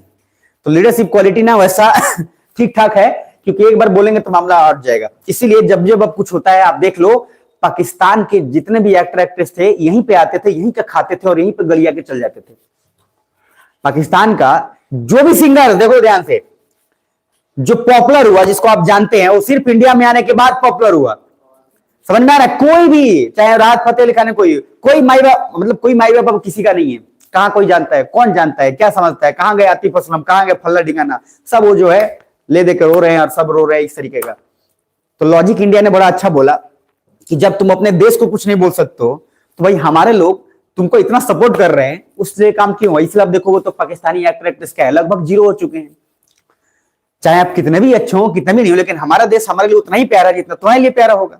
और तुम हरामखोर हमारे यहां से अपना पॉपुलैरिटी गेन कर रहे हो और ये भी बात बोल रहे हो कि इंडिया बेकार है, तो फिर भैया किसी का भी देशभक्ति आएगा। और मैंने बोला देश के आप कैसे भी इंसान हो, देशभक्ति जब आती है ना, तो उसके बाद हर इंसान जो अंदर से उठ जाता है, और ऐसा उठेगा कि उसको बाद चीर फाड़ के रख देगा। तो आज कहां आपको कोई पाकिस्तानी सिंगर सुनने को मिल जाता है, ले देखे बहुत ज्यादा जब कमिटमेंट हुआ तो यहाँ का डायरेक्टर उसको बोलता है कि गाना बना के भेजो, तो यहाँ से पॉपुलराइज वो भी कर दिया जाता है जब कोई ठीक ठाक है, तो अदरवाइज कहां नहीं। तो लॉजिक ये है कि मालदीव्स हो चाहे कोई भी कंट्री हो, ध्यान रखने वाली बात यह है कि अपने जो टूरिस्ट जहां जाते हैं वहां का मालदीव्स को सिखा के सबक जरूरी है कि वो लोग बोले। तो मोदी का एक अच्छा लीडरशिप क्वालिटी है कि वो करते हैं। बाकी पहले के प्राइम मिनिस्टर लोगों का मतलब नहीं होता था, कहीं और कुछ और। शाहरुख खान का देखो उल्टा सीधा पहले कुछ भी बोल देता था, सलमान खान उल्टा सीधा कुछ भी बोल देता था, जो मन में आए पाकिस्तान हमने खूब बोलता था, धूमधाम से बोलता था। आज बोल के दिखाए, आज बोल के दिखाया। तो एक लीडरशिप का क्वालिटी है कि एक डर भी पैदा हो कि कोई आदमी अपने देश के प्रति कुछ बोले तो हमेशा उसको खतरा लगा रहे कि रात में गर्दन काट के कोई निकल जाएगा। ये जरूरी था, क्योंकि आज से पहले आप स्टेटमेंट सुनेंगे ना, वही सलमान खान, जितने लोग बदल गए हैं सलमान खान शाहरुख खान, वही लोग बोलते थे पाकिस्तान का वीजा कौन, वहां से आने का वीजा कौन दे रहा है, हम लोग सोच रहे गवर्नमेंट दे रही है, और पूरा फेवर चलता था, गवर्नमेंट कुछ नहीं बोलती थी। आज हिम्मत है तो बोल के दिखाए, आज हमेशा झंडा लहराते हैं, आज तक कभी तिरंगा नहीं लहराया होगा उन लोगों ने, कभी नहीं, लेकिन अब 15 अगस्त के दिन हर घर तिरंगा, और वही लोग लड़ा के और सेल्फी लेते हैं। तो ये बहुत जरूरी चीज है कि आप अपने जिस देश में, जिस देश का नमक खा रहे हैं, उस देश के लिए जबरदस्ती नहीं सही, लेकिन कुछ नियम कानून तो होना ही चाहिए कि आप वहां का जो है नियम करो। तो दिमाग में रख लीजिएगा। बाकी नेक्स्ट, तो सबसे पहले कौन है? त्रिपुरा के मिजोरम, त्रिपुरा याद रखिएगा इतना। बाकी उसके बाद साउथ सदर्न स्टेट्स में जो है दिमाग में रखिएगा कि कम है, और उसके बाद लक्षद्वीप और मध्य प्रदेश इंपॉर्टेंट है, बस इतना याद रखिएगा। बिहार का सर रिश्ता नाता थोड़ा कम है, ठीक है। दिल्ली में भी लोग कम बिल्डिंग किए हैं। बिहार का कम करने के पीछे कारण है, बिहार के लोग को हमेशा लगता है कि उनका जो है वायरल हो जाएगा, टॉर्च ऑन कर दीजिएगा, उनका वायरल हो जाएगा, उनका प्राइवेसी खतरे में आ जाएगा, है ना। बिहार के लोग को लगता है, जिनके पास कुछ नहीं रहता उनको सबसे ज्यादा डर रहता है समझ में आया? अकाउंट में 10 रुपए कुछ लोग माइनस में चल रहा है, और उसके बावजूद भी बोलते रहते हैं कि हमारा खाता से पैसा चल जाएगा। तो आप समझ रहे हैं? तो ये जो चीज है भाई, मतलब मिडिल क्लास का कोई प्रिवेसी नहीं होता है, ध्यान में रख लीजिएगा, कोई प्रिवेसी नहीं है। कितना भी नियम कानून लगा लो, हमेशा इस दुनिया में एक चीज डिफरेंस क्रिएट रहेगा, जो रिच वर्ग है, जो अमीर वर्ग है, वो अपने लिए कुछ ना कुछ रास्ता अख्तियार कर ही लेगा, और जो गरीब और मिडिल क्लास है वो उसी के पथ पे उसको फॉलो करेगा, उसको हमेशा खुन्नस रहेगा अमीर वर्ग से। लेकिन अमीर देखो कितना भी कुछ कर लो, जैसे नोटबंदी हुआ, नोटबंदी के बावजूद भी जो अमीर लोग थे वो अपना रास्ता थोड़ा बहुत निकालना शुरू कर दी। उसका फायदा हुआ, नुकसान ये नहीं बोलेंगे नहीं हुआ, लेकिन अमीर लोग रास्ता निकाल लेते हैं, वो निकाल ही लेंगे, और ये हर समाज में हर युग में होगा। तो इसलिए काम का काम क्या है कि सर बेटर आपको खुन्नस निकालने से अच्छा आप उस वर्ग में चले जाओ, बात खत्म है। कितना भी लोग गलिया है, कितना भी लोग कुछ करे, मुकेश अंबानी को, गौतम अडानी को, चाहे जो अडानी को बोले, पावरफुल वही है, राजा वही है, बात खत्म है। तो थोड़ा ध्यान रख लेना है। नेक्स्ट हेडिंग है आदि गंगा रिवाइवल प्लान, लिख लीजिए आदि गंगा रिवाइवल प्लान, आदि गंगा रिवाइवल प्लान लिख लिए एक पॉइंट बोल रहा हूं उसको लिख लीजिए लिखिएगा दी आदि Ganga also known as, Adi Ganga also known as Govindapur, Adi Ganga also known as Govindapur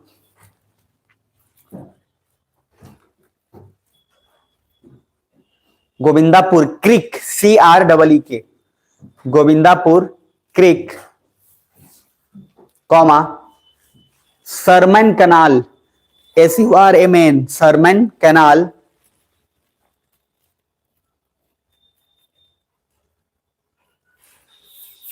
and Tolly's canal, Tolly's TOLLYS and Tolly's canal, and Tolly's canal लिख लिए, was the main flow of Hooghly river, was the main flow of Hooghly river, main flow of Hooghly river which was dried, सूख गया, DRIED, which was dried due to natural reasons, due to natural reasons।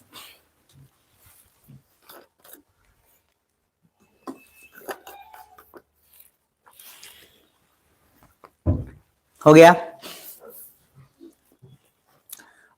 अब इसमें और भी चीजें हैं, ठीक है। एक मैंने नमामि गंगे भी पढ़ाया होगा आपको, नमामि गंगे प्रोग्राम है ना, तो ये सब बताया हुआ है आपको। तो उसमें आप एक चीज काम कर सकते हैं, कुछ कुछ इनिशिएटिव है वो आप लिख लेंगे। देखो अब इसमें इसके बावजूद जो बच रहा है ना वो चीजें आसान है, ये आराम से पढ़ा जा सकता है, और जो PDF में भी है जो टाइप किया हुआ बड़ा बड़ा शब्दों में है, तो रीड करना भी आपके लिए बहुत आसान है, तो आप उसमें रीड कर लीजिएगा। बाकी एक चीज आप लिख लीजिए जो इंपॉर्टेंट है, लिखिएगा Ganga was declared, Ganga was declared, Ganga was declared as national river in 2008, very important. Ganga को राष्ट्रीय नदी डिक्लेयर किया गया 2008 में। Ganga was declared as national river of India in 2008, ठीक है। एक ऐप है, कभी देखना, अगर डाउनलोड करके देख लेना, भुवन गंगा ऐप, भुवन गंगा वेब ऐप। इसमें बहुत अच्छे तरीके से बताया गया है कि कैसे गंगा को पॉल्यूशन से जो है बचाया जा सकता है, और हर एक आदमी, ठीक है, पब्लिकली मतलब किस तरह से अपना छोटा छोटा कदम उठा सकता है कि गंगा को बचाए। बहुत लोग जाते हैं, देखिएगा हरिद्वार, बहुत लोग गए होंगे, हरिद्वार जाते हैं, उसमें जाकर शैम्पू से नहाना शुरू कर देंगे, शैम्पू साबुन में लगाएगा ना, समझ में आ रहा है?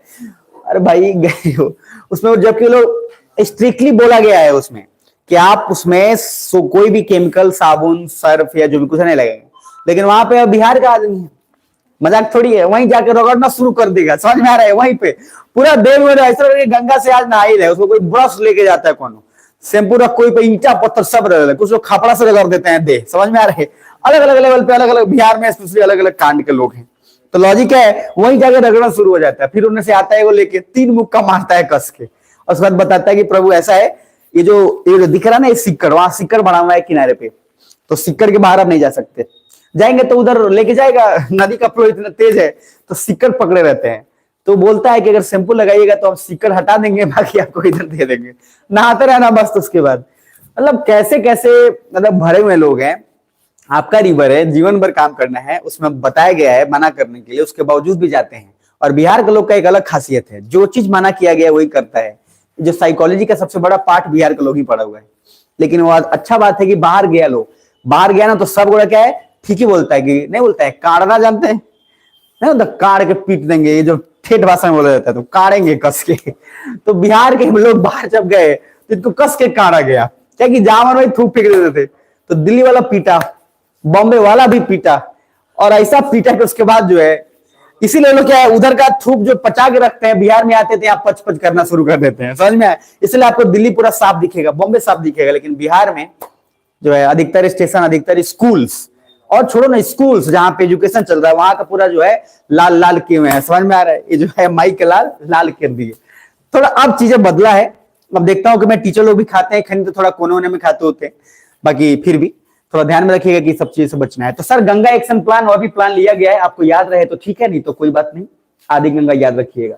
नेक्स्ट पॉइंट ये वाला, फिर फिजिक्स, फिर लालच आया। ये जो है ना मूवमेंट, आप लोग बहुत सारा Fleming left hand right hand rule ये सब पढ़े, मैं बस बेसिक सा चीज खाली बता रहा हूं। अलग अलग चीज होता है, जैसे निकालने के लिए मूवमेंट ऑफ इनर्शिया निकाला जाता है, चाहे ऐसे कि इधर से करंट जा रहा है तो अंगूठा रखो, घुमाओ, और फिर उसका मूवमेंट इधर से इधर हो गया, है ना? बहुत सारा कुछ देखा होगा, कम से कम सुना तो हो गई। एटम बम वाला कोई इससे मतलब नहीं था, वो अपना काम अलग करता था। तो इसमें एक चीज खाली लिख लो, बाकी भगवान के भरोसे छोड़ देना। लिख लो, लिखेगा? अच्छा चलो, इसको मैं ठेठ भाषा में समझा देता हूं, बहुत आसान भाषा में। करंट को मेजर करने वाला कौन सा डिवाइस होता है? एमीटर। एमीटर से हम करंट मेजर कर सकते हैं। और एक होता है, मैंने बताया हुआ है, गैल्वेनोमीटर। तो दोनों चीजों में बस बेसिक सा फर्क ये है कि एमीटर जो है करंट को मेजर करता है, लेकिन वो मेजर करंट को फ्लो करेगा। लेकिन अगर कभी कभी ऐसा होता है कि पंखा तो नहीं चल रहा है या बल्ब नहीं चल रहा है, लेकिन उसमें हाथ लगाओगे तो करंट मार रहा है, तो जब करंट बहुत कम हो, इतना सूक्ष्म हो कि उसको अमीटर भी नहीं कर पा रहा, अमीटर लगा रहे हैं आप, लेकिन उसमें एमीटर में कोई रीडिंग नहीं आ रहा है, लेकिन उस समय उस सूक्ष्म करंट को मेजर करने के लिए गैल्वेनोमीटर का इस्तेमाल करते हैं। तो कुछ वैसा ही ध्यान से समझना, यहां पे मैग्नेटिक मूवमेंट को मेजर करने के लिए बहुत सारे ऐसे मैग्नेटिक मूवमेंट थे, जब बड़े स्केल पे थे तो मेजरमेंट हो जाता था, लेकिन कुछ ऐसे मैग्नेटिक मूवमेंट जो बिल्कुल सूक्ष्म थे, जो माइक्रोस्कोपिक तरीके से भी नहीं पता, मतलब उसको पता कर पाया जाता था, अब उसको पता कर लिया गया है, जो कि बहुत बड़ा चीज है। तो एक पॉइंट क्या लिखा हुआ है, the measurement was reported to be 0.13 part per million, बहुत सूक्ष्म, उसको भी डिटेक्ट कर लिया गया, which is 2.2 times more accurate than the previous best record from 14 years ago. तो लगभग 14 साल पहले तक हम जितना डिटेक्ट कर पाते थे उससे भी कम अब मैग्नेटिक मूवमेंट को डिटेक्ट कर पा रहे हैं। मेन ये है, मेरी बात समझ में आ रही है? तो मुझे बताइए, डिटेक्ट करने का एक्यूरेसी ज्यादा बढ़ा है कि घटा है? बढ़ा है, क्योंकि हम अब छोटे से छोटे करंट को भी, मतलब एग्जांपल के लिए उसको जब डिटेक्ट कर पा रहे हैं, तो हमारे लिए फिजिक्स और ये चीज बढ़ा है। तो ये अच्छी बात ये है, लिखिएगा, एक पॉइंट लिख लीजिए, बाकी ये लिखिएगा रिसेंटली इलेक्ट्रॉन्स मैग्नेटिक मूवमेंट, मैं जो लिख रहा हूं उसको बस लिख लो, बाकी इसमें बहुत सारे फिजिक्स के टर्म्स हैं, उतना मत जाइएगा। Recently electrons magnetic movement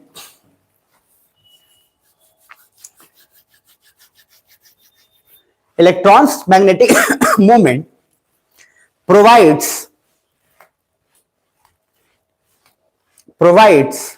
the more accurate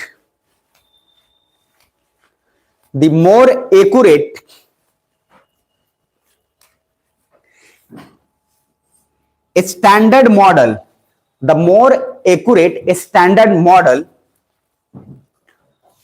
of more standard ही बोला ना, standard model of particle, standard standard model of particle, पूरा लाइन बोलना जब जो बोला हूं।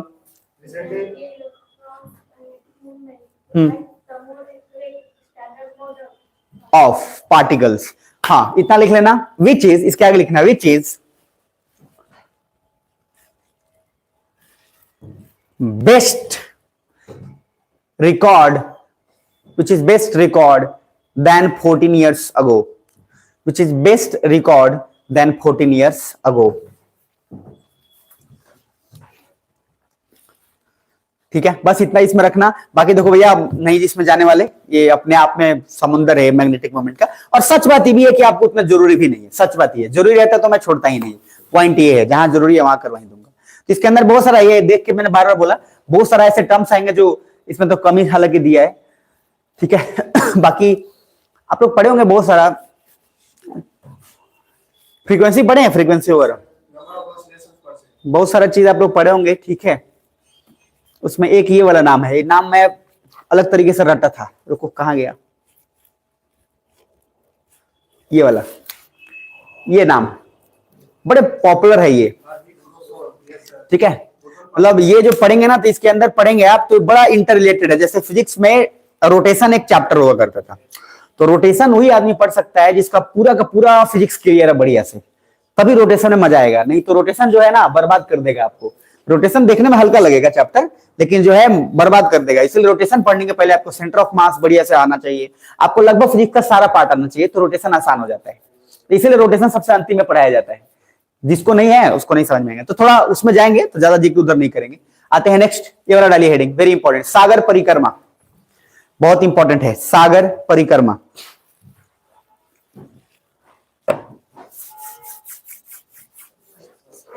हो गया, लिख डालिए, पहला पॉइंट लिख लीजिए इसका जरा, सागर परिक्रमा फेज 3 लिख लीजिए। पहली बात तो ये सागर परिक्रमा फेज 3,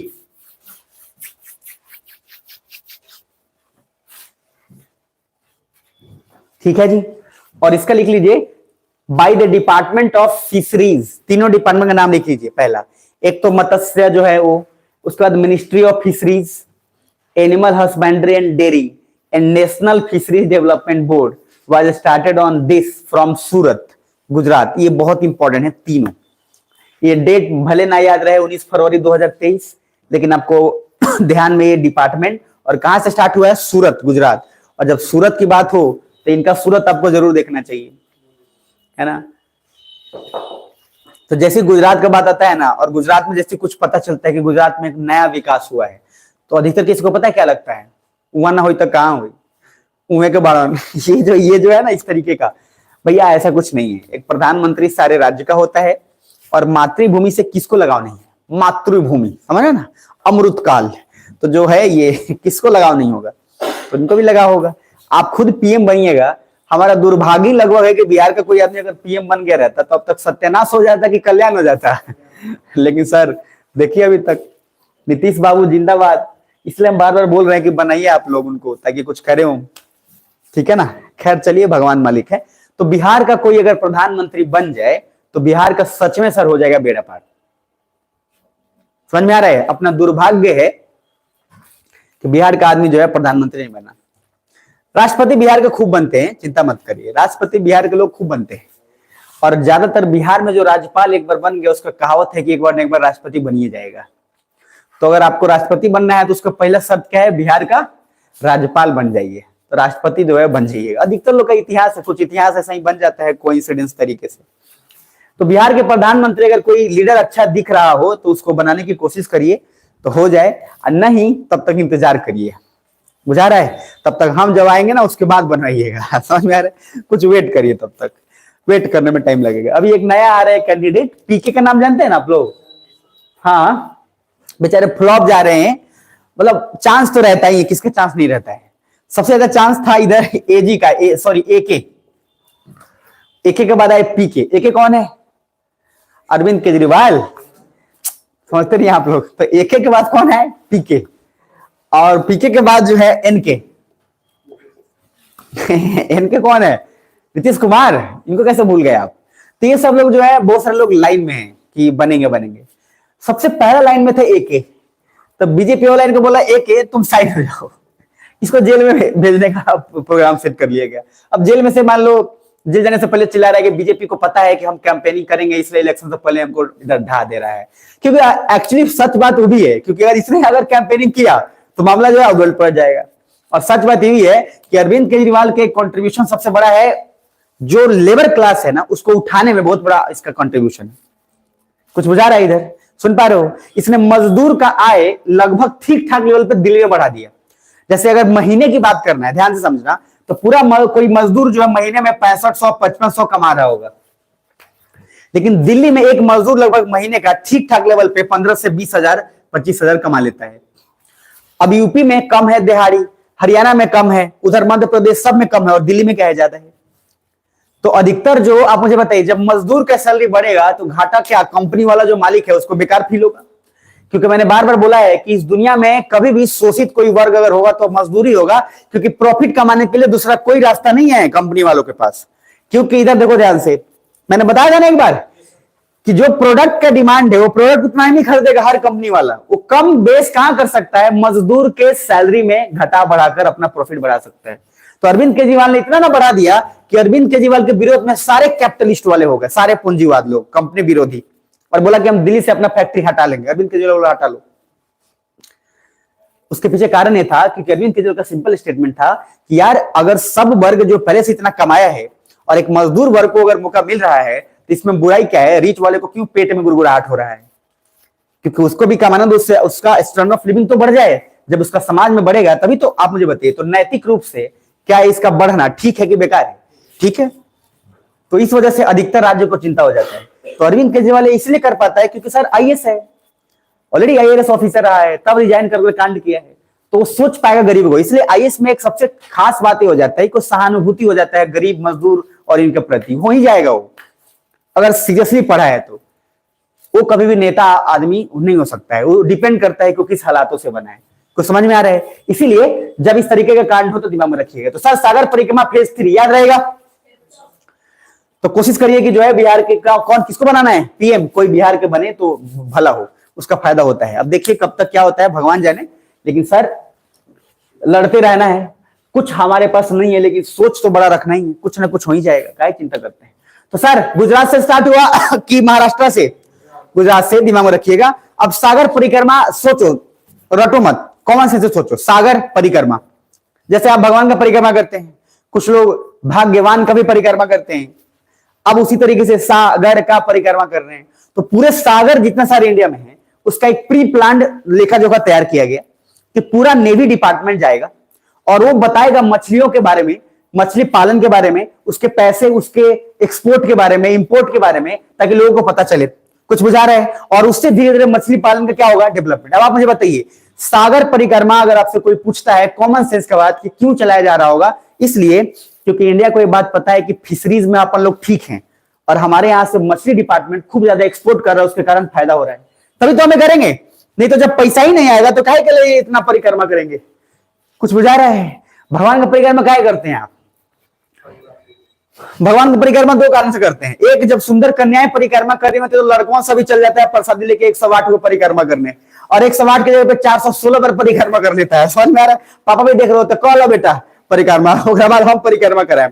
तो उसको मतलब परिक्रमा से नहीं है, उसको परिक्रमा जो साथ में कर रहा है उसके साथ परिक्रमा करने में उसको इंटरेस्ट। अरे महायज्ञ का कॉन्सेप्ट बिहार नहीं चलता है, धूमधाम से महायज्ञ का कॉन्सेप्ट चलता है, और अभी के समय तो चलता है। जनवरी फरवरी से जो है महायज्ञ चलेगा, हर किसी न किसी गांव में महायज्ञ हो रहा होगा। कैसे हो रहा होगा? चंदा मांग के, और चंदा मांग के धूमधाम से होता है। वो महायज्ञ कुछ नहीं है, महायज्ञ एक ऐसा समायोजन है जिस समायोजन में जो है आराम से इधर कोई कन्या आ जाती है, इधर से कोई आ जाता है और दोनों मिलके आपस में सामंजस्य से बैठा लेते हैं और फिर अगले महायज्ञ में शादी हो जाता है। तो ये जो है ना महायज्ञ, इसके अलावा कोई महायज्ञ का हमको कौन सा मेला लगता है, पुपई लगा लिया, झूला लगा लिया, ये हर साल लगता है। तो कभी कभी महायज्ञ में बहुत लोग देखिएगा ना, बहुत दूर दूर से आ जाते हैं कि महायज्ञ थोड़ा गांव में होता तो फूफा जी, फलना, मौसा जी, चूचा सब आ जाते हैं और बैठ के यहाँ पे जो रात भर घूमे है। समझ में आ रहा है? तो थोड़ा दिमाग में रखिएगा कि ये काम नहीं है। नेक्स्ट लास्ट पॉइंट देखो जरा, क्या है प्रोग्राम का ऑब्जेक्टिव, क्या हो सकता है? तो पहला ऑब्जेक्टिव क्या है? Information about various fisheries and scheme programme promoting responsible fisheries. दिख पा रहे हैं? दूसरा, अब लिखना फेज 1, ये जरूरी है, लिखिएगा। Phase 1 was started in 2022। सागर परिक्रमा फेज 1 स्टार्टेड इन 2022। ठीक है, ये भी स्टार्ट कहां से हुआ है? तो पोरबंदर, गुजरात।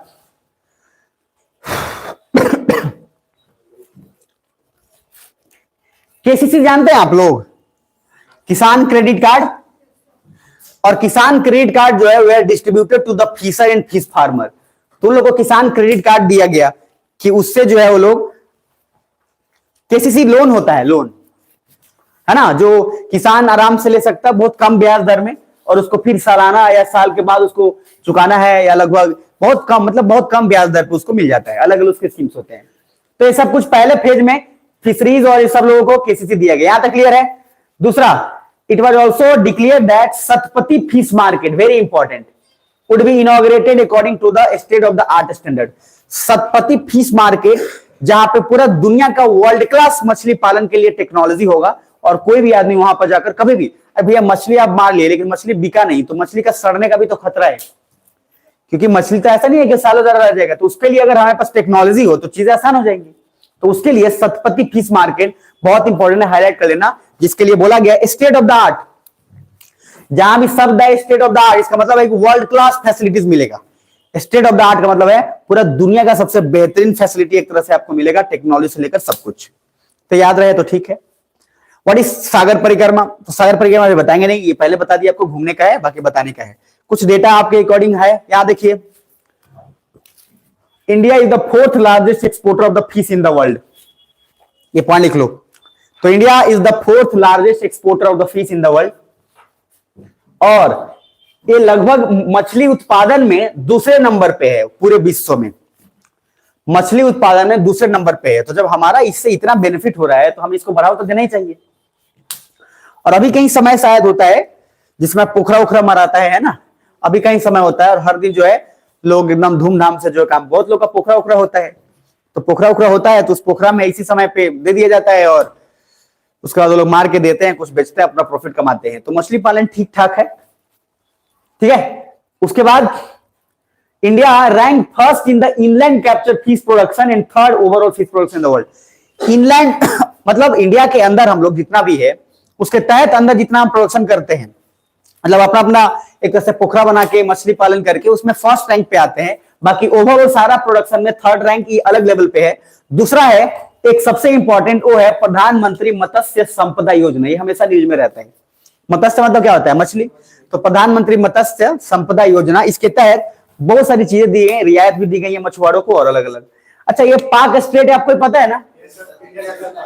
और आपको पता ही है कि इंडिया से श्रीलंका वाले मछली के लिए, बड़े मछली के लिए उधर पहुंच जाता है, इधर पहुंच जाता है। दोनों का विदेश मंत्रालय जो है परेशान रहता है। दोनों का डिप्लोमेट आईएफएस जो है, आईएएस बना इतना मेहनत को सोचता रहता है, यही काम है कि एक मछुआरे उधर से इधर लेके जाना, एक उधर से लेके जाना, लेकिन करना पड़ता है। दूसरा देखिए प्रॉब्लम क्या है, ये तो बहुत अच्छा चीज देख लिया। प्रॉब्लम देखिए, ये IUU याद रखिएगा, इलीगल, आई मतलब, यू मतलब अनरिपोर्टेड, अनरेगुलेटेड। भैया मछली देखोगे ना, किसी के खेत में थोड़ा भी कीचड़ लग गया तो 10 आदमी वहां मछली मार ले गया। आप नहीं देखते, बिहार का अलग सिनेरियो है, कहीं पे भी कीचड़ उचड़ मिला, डाले नहीं मिला, देखेगा 4 आदमी लथपथ होकर मार के ले जा रहा है, वो भी जो टांग के कोई बंसी लेके जा रहा है। और बाढ़ के समय में तो अलग ही लेवल पे कांड होता है, जिसको तो कोई बंसी कुछ और बजा रहा है, रोड पे लगा दिया, मार के बेच दिया।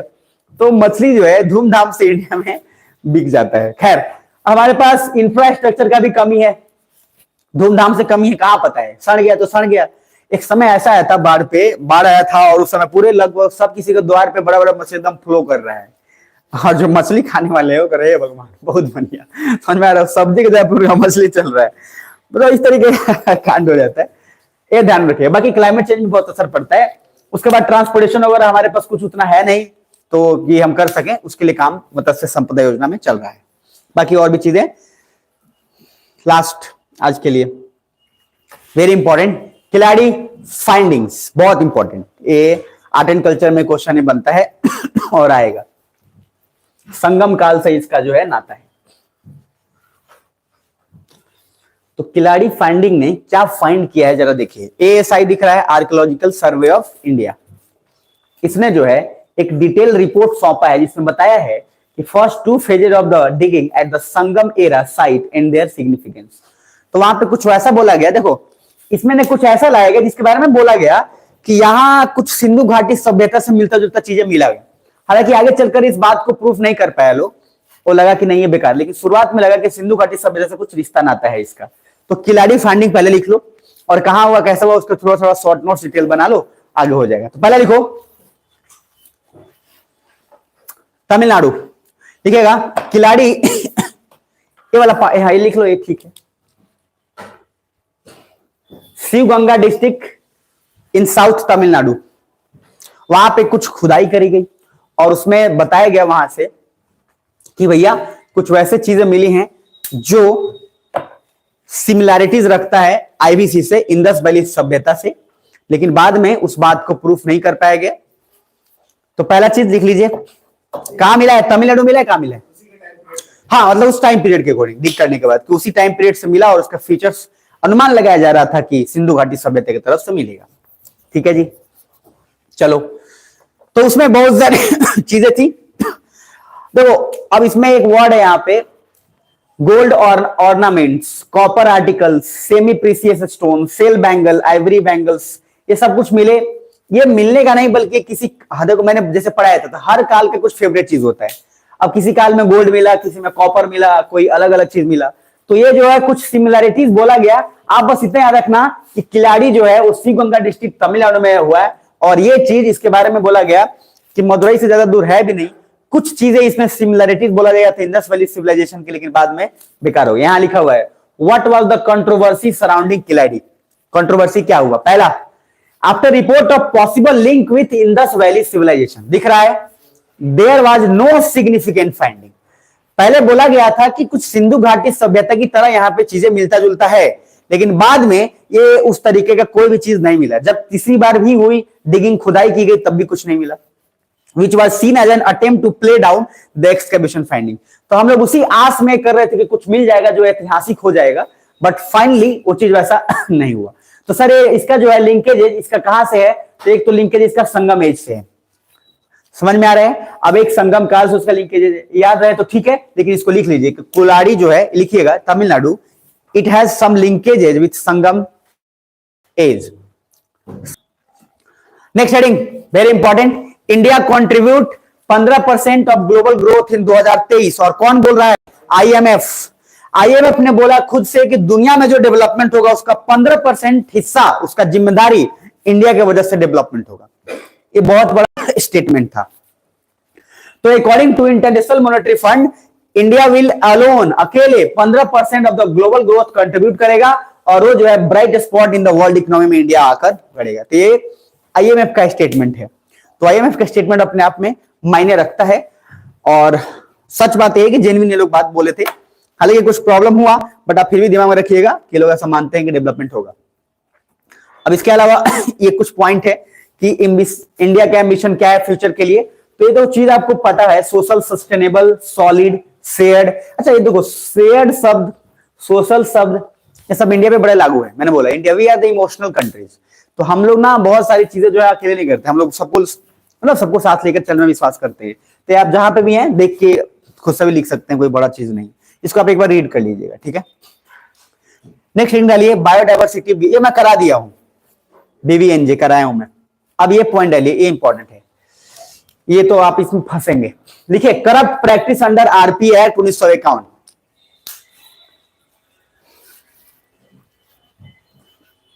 कल मैंने अफ्रीका करा दिया था ना, अफ्रीका करा दिया था, आज यूरोप करा देता हूं ताकि मामला जो है आसान हो जाए। उसके बाद फिर हम लोग डिटेल में कर लेंगे। देखो इसका मेन मोटिव है, इसका मैं बता देता हूं। सुप्रीम कोर्ट ने क्या बोला?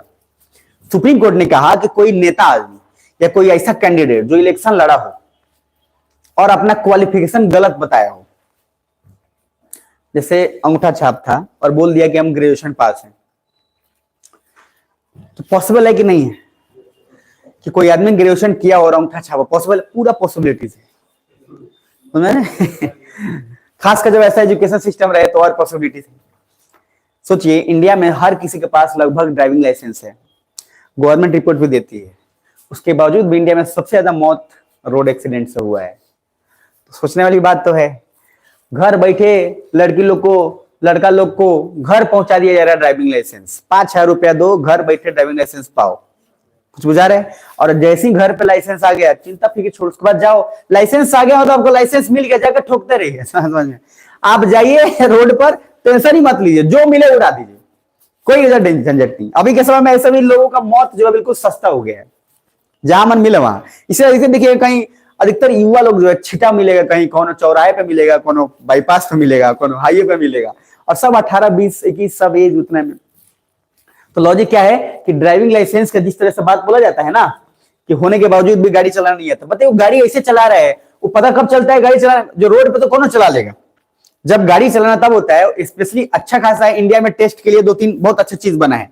एक है गुमटी, एक तो हरामखोर गुमटी परेशान की, जिसकी वजह से हमेशा लेट आदमी हो रहा है, वो कब बनेगा भगवान जाने, लेकिन तब तक जो है कांड हो जाएगा। गुमटी के पास वो लोग चलाएगा, पता है खुद स्टार्ट भी कर रहा है, लग रहा है धकेल रहा है मोटरसाइकिल को, उसका क्लच नहीं छूट रहा है, एक हुड़का दे रहा है, फिर बंद कर दे रहा है, फिर आगे फिर पीछे, तब तक पीछे से 2 बार मार दिया। अब जो इस तरीके का कांड हो, मैं मन में यही सोचता हूँ कि इसके पास भी ड्राइविंग लाइसेंस होगा। अब इसके पास भी ड्राइविंग लाइसेंस है, गाड़ी चलाना नहीं आ रहा है। और ड्राइविंग लाइसेंस का टेस्ट मैंने एक बार बताया था आपको ना, बड़ा इंटरेस्टिंग टेस्ट होता है। तो उसमें बना दिया जाता है सिंबल, आपको बताया होगा एक बार कि उसमें जो है यू शेप का होता है, ऐसे जाकर, और फिर ये जो होता है ऐसे, ठीक है, ऐसा ही समथिंग यहाँ पे ऐसे रहता है और ये जोड़ दिया जाता है। हाँ, मतलब उस तरह से। तो क्या होता है, उसका नियम होता है, तो बताता नहीं है, वो सिंबल बनाया रहता है टेस्ट के समय। तो आप लोग भी जान लो, इजी हो जाएगा। अब इसमें से आपको गाड़ी यहाँ पे लगाना है, इधर आपका गाड़ी मान लीजिए यहाँ पे लगा हुआ है, ठीक है, मान लीजिए बोलेरो लगाया है आप, और आपको यहां से जाना है, और जाकर फिर ऐसे जाना है, फिर बैक जाना है, और बैक से फिर बाहर ऐसे ही निकलना है। अब कुछ उड़ा गया, सीधे निकल गया। समझ में? आर पार ड्राइविंग लाइसेंस दी करे ना, है ना, पहले समझ में? तो ये जो है ना नमूना किस भाई, इसका क्या करना है? अब बाइक वाले को भी लेके जाना है, तो बाइक वाले को 8 बनाना इंपॉर्टेंट है, उसको 8 बनाने के लिए बोला जाता है। तो वो अंदर जाएगा, फिर ऐसे यूं करके वो बना के बाहर निकल सकता है, या फिर आराम से ऐसे जाए, फिर ऐसे भी कर सकता है वो, ठीक है।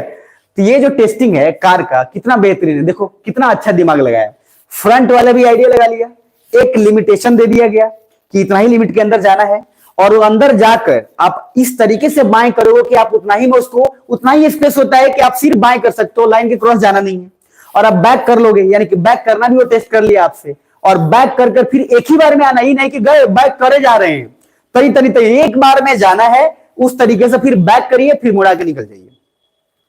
अब कुछ लोग जाते हैं, उसको पता रहता है, लेकिन यहां से के मैं जाएगा, 4 बार बैक करेगा, थोड़ा इधर, फिर थोड़ा इधर, थोड़ा इधर, फिर उसके बाद ऐसे निकलेगा। तो मतलब इस तरीके का टेस्टिंग के बावजूद अगर इंडिया का ये हाल है, तो सोचनीय तो है। तो जब आप आईएएस बनिएगा और आपको अगर ट्रांसपोर्ट डिपार्टमेंट मिल गया, तो सुधार दीजिएगा। समझ में आया ना? ड्राइविंग लाइसेंस किसी का इशू मत करिएगा जो उस तरीके का हो, क्योंकि इंडिया में अभी सबसे ज्यादा खतरनाक चीज वही हो गया है। खैर, बाकी आपकी मर्जी, देख लेना।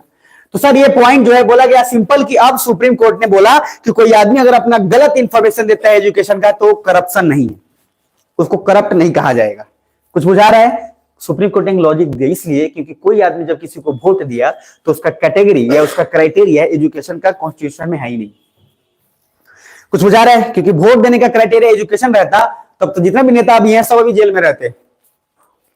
अगर बोल दिया जाता है कि जितने भी लीडर जो बनने वाले हैं उनको कम से कम पीजी किया होना चाहिए, पोस्ट ग्रेजुएशन, तो पता है वो लोग पैड लेके घूमते हैं, तो इस तरीके का कांड नहीं होता। तो इसलिए बोला गया कि अब से नहीं होगा। तो ये ध्यान में रख लीजिएगा। बाकी बहुत सारा स्टेटस है इंडिया का, देखिएगा 2017 में इलाहाबाद हाईकोर्ट ने बहुत सारी चीजें बोली थी, क्या क्या क्राइम है, क्या क्या रिपोर्ट है। तो बस भैया क्राइम रिपोर्ट ये है कि आपने अगर वेल्थ के बारे में गलत इंफॉर्मेशन दिया, या आपने अलग अलग चीज बोली, उसके लिए कांड है। बाकी एजुकेशन क्वालिफिकेशन कोई गलत दे रहा है तो कोई वो करप्शन नहीं है। क्लियर है? उसके बारे में संविधान में से कुछ भी लिखा नहीं है। Next point, genetic information and privacy. Heading डालिए, जेनेटिक इंफॉर्मेशन एंड प्राइवेसी। और सारा पीडीएफ पढ़ लीजिएगा, पर वो बता देते हैं। सुप्रीम कोर्ट ने एक और बहुत अच्छा बात बोला कि कोई भी बच्चा का डीएनए टेस्ट अगर करवा रहे हैं तो उस बच्चे का उसका प्राइवेसी पूरा हक है कि उसके बिना पूछे आप ऐसा चीज नहीं करा सकते। एक केस हुआ था, उस केस में देखो ध्यान से समझना, एक फादर जो है वो अपने बेटे का डीएनए टेस्ट करवा रहा था, और फादर डीएनए टेस्ट इसलिए करा रहा था कि उसको इस बात का शक था कि उसकी वाइफ किसी और के साथ समलैंगिक संबंध में है, और इस वजह से सुप्रीम कोर्ट में केस पहुंचा। सुप्रीम कोर्ट ने डायरेक्टली बोला कि हरामखोर, तुम दोनों के चक्कर में वो जो बच्चा है उस बच्चे का प्राइवेसी है, उस बच्चे का अपना एक राइट है, फंडामेंटल राइट्स, जो आर्टिकल 21 देता है कि right to life and liberty, आपका जीने का अधिकार है, आपका सब कुछ है, तो उसका तो प्राइवेसी रिवील हो जाएगा, और उसका प्राइवेसी रिवील हो गया मतलब उस आदमी का अपना फंडामेंटल राइट खत्म। तो फिर सुप्रीम कोर्ट ने बोला कि इसके बाद से कभी भी आप किसी का डीएनए टेस्ट कराएंगे तो उस बच्चे का, चाहे वो बच्चा छोटा है बड़ा क्यों ना हो, अगर वो बच्चा छोटा है जो अपना डिसीजन नहीं ले पा रहा, तो आपको उस समय तक इंतजार करना पड़ेगा जिस समय तक वो खुद अपना फैसला नहीं ले सकता। कुछ बुझा रहा है? नहीं तो सर मदर फादर के डिवोर्स और इन सब के चक्कर में बच्चे का जो अपना प्राइवेसी है वो खत्म हो जाता है। इसीलिए एक बार आपको बताया भी था मैंने कि एक राज्यपाल थे, और राज्यपाल को एक बेटे ने, एक लड़के ने क्लेम किया था कि राज्यपाल जो मेरे फादर हैं, और ये पूरे सनसनी फैल गया था, और राज्यपाल मानने को तैयार नहीं थे। बाद में उसके प्रेशर से और उसके मदर और उसके प्रेशर से डीएनए टेस्ट कराया गया और पता चला कि उसी राज्यपाल को बच्चा है, लेकिन वो राज्यपाल ने उस बच्चे को एक्सेप्ट किया। समझ में आ रहा है? तो लॉजिक क्या है कि अब जो डीएनए टेस्ट होगा उसमें क्या विदाउट परमिशन होगा या उसका परमिशन लेना पड़ेगा? पैसा लेना पड़ेगा। तो ये एक बहुत इंपॉर्टेंट है, जेनेटिक इंफॉर्मेशन एंड प्राइवेसी। बोला गया कि भैया डीएनए टेस्ट विदाउट देयर जो कंसेंट मतलब परमिशन नहीं हो सकता है। बाकी इसमें सेकंड चीज बोला गया कि ये चीज ऐसा वैसा है, तो बस उतना दिमाग में रख लीजिएगा कि प्राइवेसी के लिए डीएनए टेस्ट में परमिशन लेना अब नेसेसरी हो गया है। और ये किसके तहत आपका है? आर्टिकल 21, याद रहेगा ना? आर्टिकल 21 के तहत आपका हक है, children have the right to protect their genetic information from DNA testing in divorce proceeding. अब डिवोर्स हुआ है, उसके केस में भी चिल्ड्रेन का डीएनए टेस्ट नहीं कराया जाएगा, चिल्ड्रेन जब तक ना खुद रेडी हो तब तक नहीं। क्लियर यहां तक? तो बस इतना याद रख लीजिएगा। Next point, brain inspired image sensor and can detect minuscule, ये भी सेम चीज है। इसका पॉपुलैरिटी है आईआईएससी। सर मजेदार है, इंस्टीट्यूट जो है ना, ये जो अगर बैंगलोर में जब आप जाएंगे तो आईआईएससी जो है एक तरह से अगर आप पहुंच गए, जैसे इसका एग्जाम होता है, तो एग्जाम दिया था, तो एग्जाम में इसमें 100% चाहिए होता है। जैसे मान लो मेरा 99.9% आया, तो 99.9% अगर आया तो इसमें सबसे खतरनाक बात यह होता है कि आपके एडमिशन के चांसेस हैं, प्रोबेबिलिटी है, लेकिन कम से कम आपको 100% चाहिए ही होता है। तो मैं पूरी तरह से रेडी था, अपन जा रहे हैं आईआईएससी बैंगलोर, एकदम मजे में, सुन लिया था कहीं से तो दे लिया तो हो गया। तो सर ये जो है बाद में मैं गया, लेकिन इस तरीके से नहीं गया, मतलब गया तो देखा कि हाँ वाकई में टेक्नोलॉजी के मामले में गजब का एक इंडिया का जो है नेक्स्ट लेवल का एक है कि मजेदार चीज जहां से पढ़ाई कर सकता है आदमी। तो आईआईएससी आपको कभी मिले टाइम तो ठीक है, नहीं तो अपना देख लेना, आपको भेजा जाएगा जब आप लवासा में जाएंगे, उसके बाद आप यहाँ जाएंगे, आपको स्टेट ऑफ द आर्ट सारी यूनिवर्सिटी में जाना पड़ेगा। आप बीआरसी में जाएंगे, आप सारे के सारे डीआरडीओ, इसरो, सब जगह पे आपकी ट्रेनिंग होगी, सब जगह आप जाएंगे। ये आईएएस का ब्यूटी है, इसका सबसे बेहतरीन चीज है। तो इसने एक बात बोला है, और बोला है सिंपल एक चीज कि एक ऐसा चीज को डिवाइडर नैनो पार्टिकल्स जो कि इनविजिबल हो, माइक्रोस्कोप में भी उसको भी मेजर कर दिया जाएगा। और ये किसने लाया? आईआईएससी ने। तो सबसे खतरनाक बात यह है, हमारे लिए क्यों खतरनाक क्वेश्चन है, क्योंकि जैसी कुछ बात आएगा ना जो साइंस एंड टेक का होगा, तो साइकोलॉजिकली एक दिमाग बात में फिट है, इंडिया में तो नहीं हुआ होगा। ये बात इसलिए गौर करने वाली है कि लिख लीजिएगा आईआईएससी, आपके पास है पीडीएफ, लिख लीजिएगा। IISc has shown that a brain inspired image sensor can go beyond the diffraction limit of light to detect minuscule object. तो पहला पॉइंट लिख लीजिए, आईआईएससी हैज, लिखिए IISc, Indian Institute of Science Bangalore, has detected, लिखिए has detected nano particles. Nano क्या होता है? छोटा कि बड़ा? छोटा। Nano particles invisible to current microscope, जो माइक्रोस्कोप भी उसको नहीं देख सकता है। आईआईएससी हैज क्या बोला हूं? Detected nano particles invisible to current microscopes. School के लैब में माइक्रोस्कोप में देखें कभी पत्ता उत्ता दिखा दिया जाता था, बाहर से वो सूखा का पत्थर ले आया जाता था, चाहे कुछ और दिखा जाए, सब देख के उसमें खुश हो जाता था, और उसी लैब के नाम पे 3-4 हज़ार रुपए ले लिए जाते। हमारे यहाँ साइंस लैब है, एगो टेस्ट ट्यूब होता था, टेस्ट ट्यूब में कभी कभी आग लगा के दिखा दिया जाता था, मामला खत्म। समझ में आया, नाइट्रोजन कौन डाल देता था कोई कुछ, सर के सामने ले गया, सर नाइट्रोजन डाल दिया, सर का मुंह जो कर गया सर। हम इस तरीके का जो है कांड हो जाता था कि क्या है नहीं है, उसी में लैब चलता था धूमधाम से। अब कुछ जन कहीं सबसे बड़ा फेमस होता था उसमें मेढक, बेचारा वो अलग परेशान, उसका चीट फार अलग परेशान रहता था, तो मेढक पकड़ के ले जाता था, सर लाए हैं। और मेढक जो उसमें रखा हुआ है, और बायोलॉजी लैब में अधिकतर बदबू बहुत अलग किस्म का हो जाता है, अलग लेवल पे। तो हम लोग तो मतलब किए हैं, तो अलग लेवल पे इतना बदबू होता है कि बायोलॉजी लैब के बगल में जो क्लास होता था वहां के टीचर भी थोड़ा सा जो है सजग रहता था बायोलॉजी लैब वगैरह में। बाकी जो लोग नहीं किए हैं तो ठीक है, जाके कर लीजिएगा कहीं और। पहला पॉइंट, नेक्स्ट, बस उतना याद रखिएगा, मून डस्ट, वेरी इंपॉर्टेंट, ये तो कमाल का चीज है। मून डस्ट, ये दिख रहा है मून डस्ट, फोटो दिख रहा होगा, चांद की तरह एकदम जो है डस्ट से बना हुआ है। इसका खासियत यह है कि पूरे पॉल्यूशन को ऑब्जॉर्ब कर लेगा, जो कि ग्लोबल वार्मिंग का काम आएगा, और ये आप हर जगह लिखिएगा। तो कमाल की चीज है कि published study title dust as a solar shield proposing that launching moon dust into the stratosphere can slow down global warming. अब 2-3 पॉइंट याद रखिएगा। मून डस्ट कौन से स्फीयर में भेजा जा रहा है? स्ट्रेटोस्फीयर में, पहली बात, और ये क्वेश्चन बनेगा ही बनेगा। और इसका सबसे बड़ा काम है कि ग्लोबल वार्मिंग, और ग्लोबल वार्मिंग सबसे बड़ा समस्या है, तो उसके लिए कोई भी स्टेप्स लिया गया और क्वेश्चन में ना पूछे, यूपीएससी ऐसा हो ही नहीं सकता है। तो सिंपल पॉइंट लिख लीजिएगा, क्या है? चांद की तरह डस्ट से बना हुआ है जो स्ट्रेटोस्फीयर में ऊपर जाएगा, और जाने के बाद जो ग्लोबल वार्मिंग पॉपुलेशन सबको एब्जॉर्ब कर लेगा, ताकि ग्लोबल वार्मिंग को क्या किया जा सके? कम। और ग्लोबल वार्मिंग कम यानी कि टेम्परेचर का डिफरेंस और ये सब जो बढ़ घट रहा है उसका भी असर पड़ेगा, और हमारे एनवायरमेंट फ्रेश हो जाएगा। तो बहुत सारा जरूरी है। एग्जांपल में क्या देंगे कि सर जैसे क्वेश्चन पूछेगा कि अभी इंडिया ने या किसी और ने क्या किया है ग्लोबल वार्मिंग के लिए, तो आप लिख सकते हैं कि सर ग्लोबल जो है वार्मिंग के लिए हमने एक मून डस्ट लॉन्च किया है, जिसका कारण यह है कि वो ग्लोबल वार्मिंग को रिड्यूस करेगा। एक बेहतरीन पॉइंट, करंट से अपडेटेड काम हो जाएगा। तो बस ये लिख लीजिए पॉइंट, बाकी उसके बाद लिख लीजिए स्ट्रेटोस्फीयर में लिखिएगा moon dust in stratosphere, moon dust in stratosphere can slow down global warming, can slow down global warming, can slow down global warming। बाकी उसमें बहुत सारे टेक्निकल टर्म है, देख लीजिएगा। ये मैंने आपको पढ़ाया हुआ है यूपीआई जो है, मैंने सिंगापुर वाला, ठीक है, जिनको नहीं पढ़ा परेशान मत होना। नेक्स्ट रीडिंग डालिएगा, इंटरनेशनल मदर लैंग्वेज डे, बहुत इंपॉर्टेंट, 21 फरवरी को ही, अब नजदीक भी आ रहा है, तो इस पर भी क्वेश्चंस बनेगा ही बनेगा।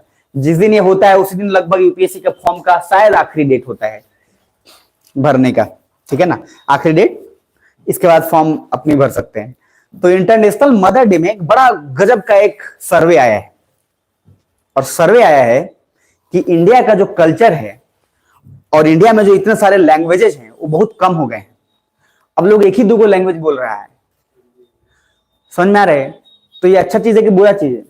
बुरा चीज है, क्योंकि किसी देश का अगर कल्चर जो डाइवर्स हो, और हमारा पॉपुलैरिटी भी तो इसीलिए है क्योंकि हमारे यहाँ डाइवर्स कल्चर है, अनेकता में एकता, इतना विविधता है, और विविधता धीरे धीरे कम हो, ये ठीक बात नहीं है। तो सर इस डे पे बोला गया कि India is losing many of its language due to modernisation and globalisation. अब जैसे आदिवासी के बहुत सारे अलग अलग भाषा है, अब उनके भाषा में कोई चीज अगर लिखा गया हो, उनका कोई लिपि हो, कोई स्क्रिप्ट हो, कोई उस तरीके का भाषा किताब में लिखा गया हो, तब जाकर उस भाषा को प्रमोट किया जा सकता है। लेकिन उतना भाषा में लिखा ही नहीं गया है। 2023 का थीम था कि मल्टीलिंगुअल एजुकेशन, इसका सिस्टम था कि ये necessary to transform education. Multilingual मतलब क्या? विविध भाषा, कि भैया हर भाषा में किताब और ऐसे अवेलेबल हो। तो इस तरीके का जो है, ये सबसे इंपॉर्टेंट याद रखिएगा कि इंडिया में जो है लैक ऑफ एजुकेशन के कारण बहुत सारे भाषा का जो है हास्यकरण हुआ है, खात्मा हुआ है। और ये कौन बोल रहा है? International Mother Language day. याद रखिएगा, इंडियन मदर लैंग्वेज डे नहीं है, इंटरनेशनल है। कब मनाया जाता है? 21 फरवरी, ये याद रखिएगा। और इसमें कमाल की बात है कि बांग्लादेश के एक आदमी ने प्रोपोज किया था जब वो कनाडा में था तब, कि इस तरीके का होना चाहिए। दोनों पर्सपेक्टिव है, समझना। क्या सुन पा रहे हो? बांग्लादेश के आदमी ने ये बात बोला यूएन में जाकर, और कनाडा में जाकर बोला इधर कि सर पूरे वर्ल्ड जो है अलग अलग विविधताओं से भरा हुआ है, इस सबकी जिम्मेदारी है कि इतना सारा भाषा में से सब भाषा अगर खत्म हो जा रहा है, कुछ एक दो भाषा बनेगा तो फिर मजा नहीं आएगा। तो पूरे वर्ल्ड की ये जिम्मेदारी है कि भाषा जो है वो भाषा किसी का खत्म ना हो, उसको बनाए रखें। उसके लिए एक ऑर्गेनाइजेशन बनाया गया, और तभी उसी के नाम पर इंटरनेशनल मदर डे जो लैंग्वेज डे है सेलिब्रेट किया जाने लगा। और ये जो है नाम इसमें होगा, ये है यहाँ पे हाँ, Rafiqul Islam. The resolution to mark 21 February as the International Mother Language Day was suggested by Rafiqul Islam, a Bangladeshi living in Canada. इसके द्वारा सजेस्ट किया गया कि भैया ये एक मनाया जाना चाहिए इंटरनेशनल मदर लैंग्वेज है, जिसमें सबकी जिम्मेदारी हो कि भाषा को बचाया जा सके। कुछ बुझा रहा है? और सबसे ज्यादा कमी कहां हो रहा है? इंडिया के अंदर। तो इस तरीके का आप देख सकते हैं। दूसरा, ये याद रखिएगा, किसने डिक्लेयर किया? यूनेस्को ने। तो ये क्वेश्चन पूछता है बार बार। UNESCO declare 21 February as International Mother Language Day in 1999 and the world has been celebrating the same since 2000। तो यूनेस्को ने बोला कि इंटरनेशनल मदर लैंग्वेज डे मनाया जाएगा, और तब से मनाया जा रहा है आज तक 21 फरवरी को। क्लियर है जी? चलिए नेक्स्ट आते हैं। आज यहीं रखते हैं इतना तक, ठीक है? आगे कल कंटिन्यू करेंगे, ठीक है? तो gross domestic climate risk ranking, इसको लिख लो, कल हम यहीं से शुरुआत करें। लिख लो इसको। और आपसे निवेदन है, नम्र निवेदन है कि आप लोग जो है कृपया करके उस पीडीएफ और उसको रिवीजन कर लें। बाकी हम लोग अभी मैपिंग, क्वालिटी, ये सब कुछ अच्छे से कवर कर लेंगे, ठीक है?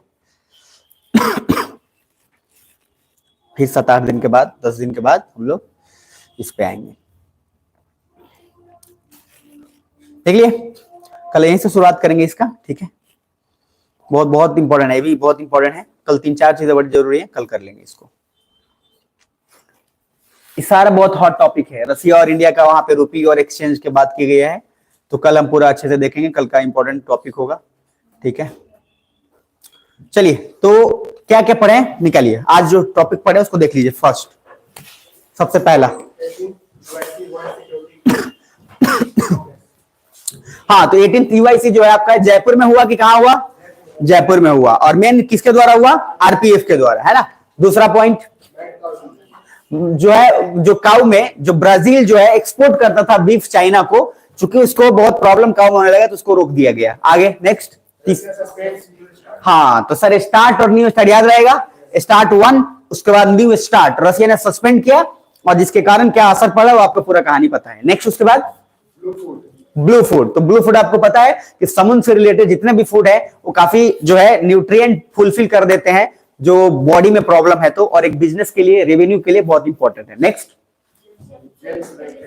जेम्स वेब टेलीस्कोप ने बताया कि 7 ऐसे, 7 ना 7, हाँ सर, 6 मॉन्स्टर ऐसे गैलेक्सीज पाए गए हैं जो कि डिफरेंट है और एक अलग लेवल पे, मतलब एक अलग उनका आइडेंटिटी पाया गया है। नेक्स्ट, उसके बाद सिंगेनी थर्मल पावर प्लांट, तो कहां है? तमिलनाडु में कि कहां है? तेलंगाना में है।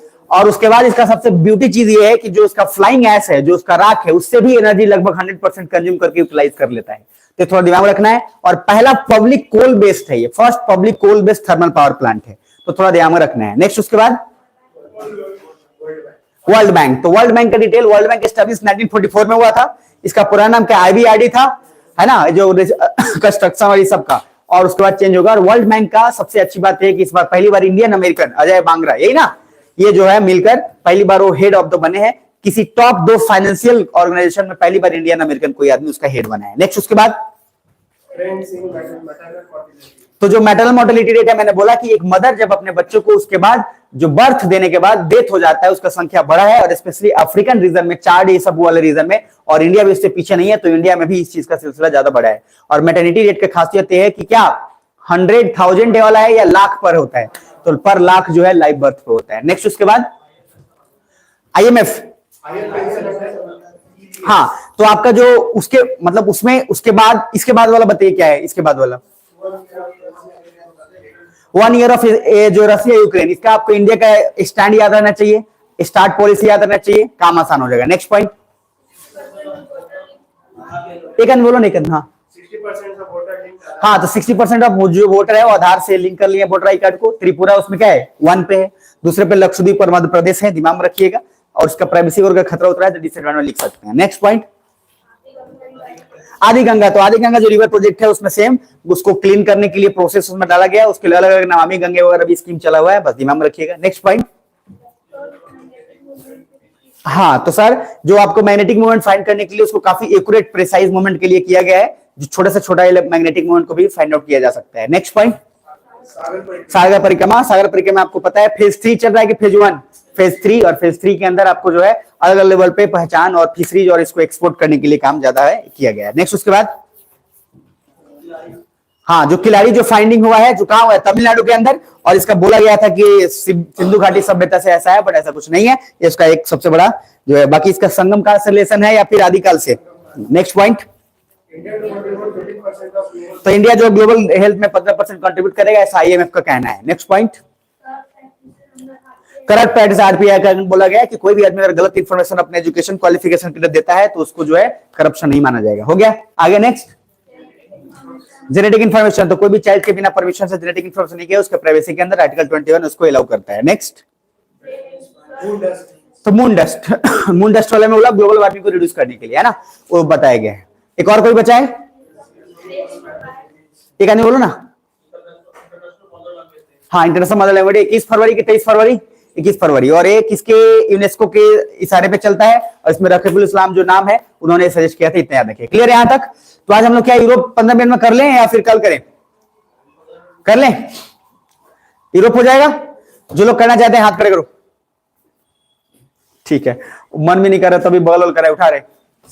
चलो ठीक है, हम लोग तब कर लेते हैं, यूरोप वाला पार्ट कर लेंगे, थोड़ा आसान हो जाएगा, बाकी कल डिटेल में कर लेंगे, ठीक है ना। आज भर मेरा देखो पूरा अभी जो है हालत खराब हो चुका है, 1-2 दिन से थोड़ा बुखार टिप का लग ही रहता है, वो हो ही जाता है, लेकिन फिर भी कर लेंगे, थोड़ा देख लेते हैं।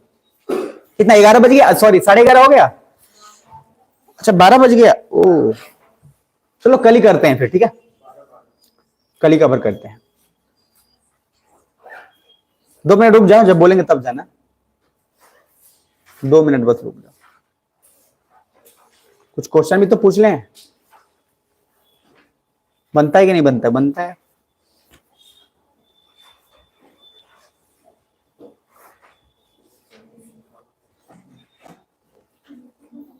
अच्छा चलो कल करते हैं, ठीक है, जा सकते। सुनना, जो भी कराए रिवीजन कर लेना, यूरोप वाला कल करेंगे, आज रहने देते हैं, कल कंप्लीट करेंगे, ठीक है जी।